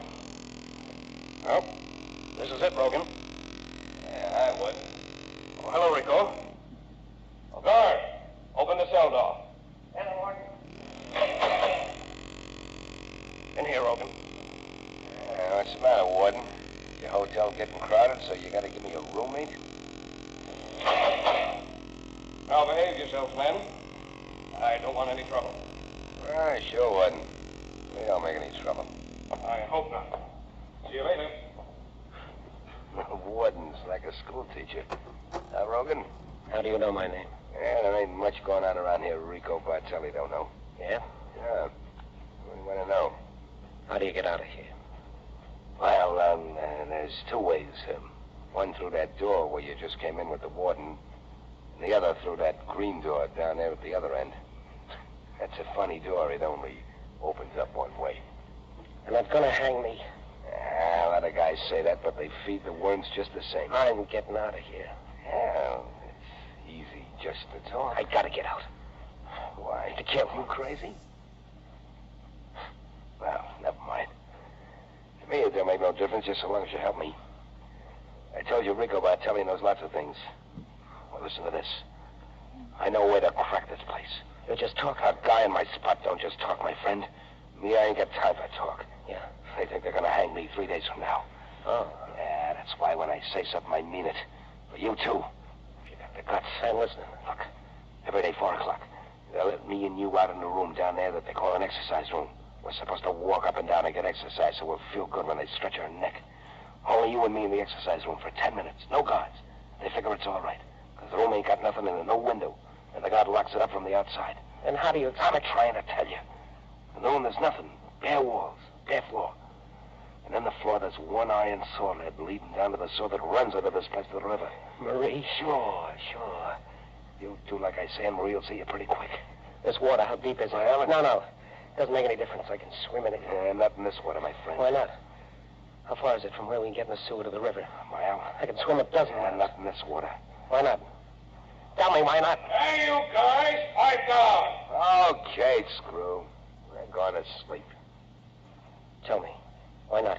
Because, my friend, after the pipe that's under the exercise room goes a little way, it joins the main pipe. Well? And on the main saw, there's no room for swimming. The pipe's filled to the top with water. I'll swim it anyway. And breathe what? The water? I gotta get out. Sure, you've said that before. But you ain't going to get out if you don't listen to Rico. I tell you, the water in the sewer is up to the top. Maybe half or 1 inch clear air up on top. Not enough to swim, my friend. But just enough to get air if you got the right thing. What? A diving rig? Ah, a little piece of rubber pipe that you keep in your mouth. And you stick it up out of the water so you're sucking the air while you walk through the water. That's over your head. Where do you get the rubber hose? Here.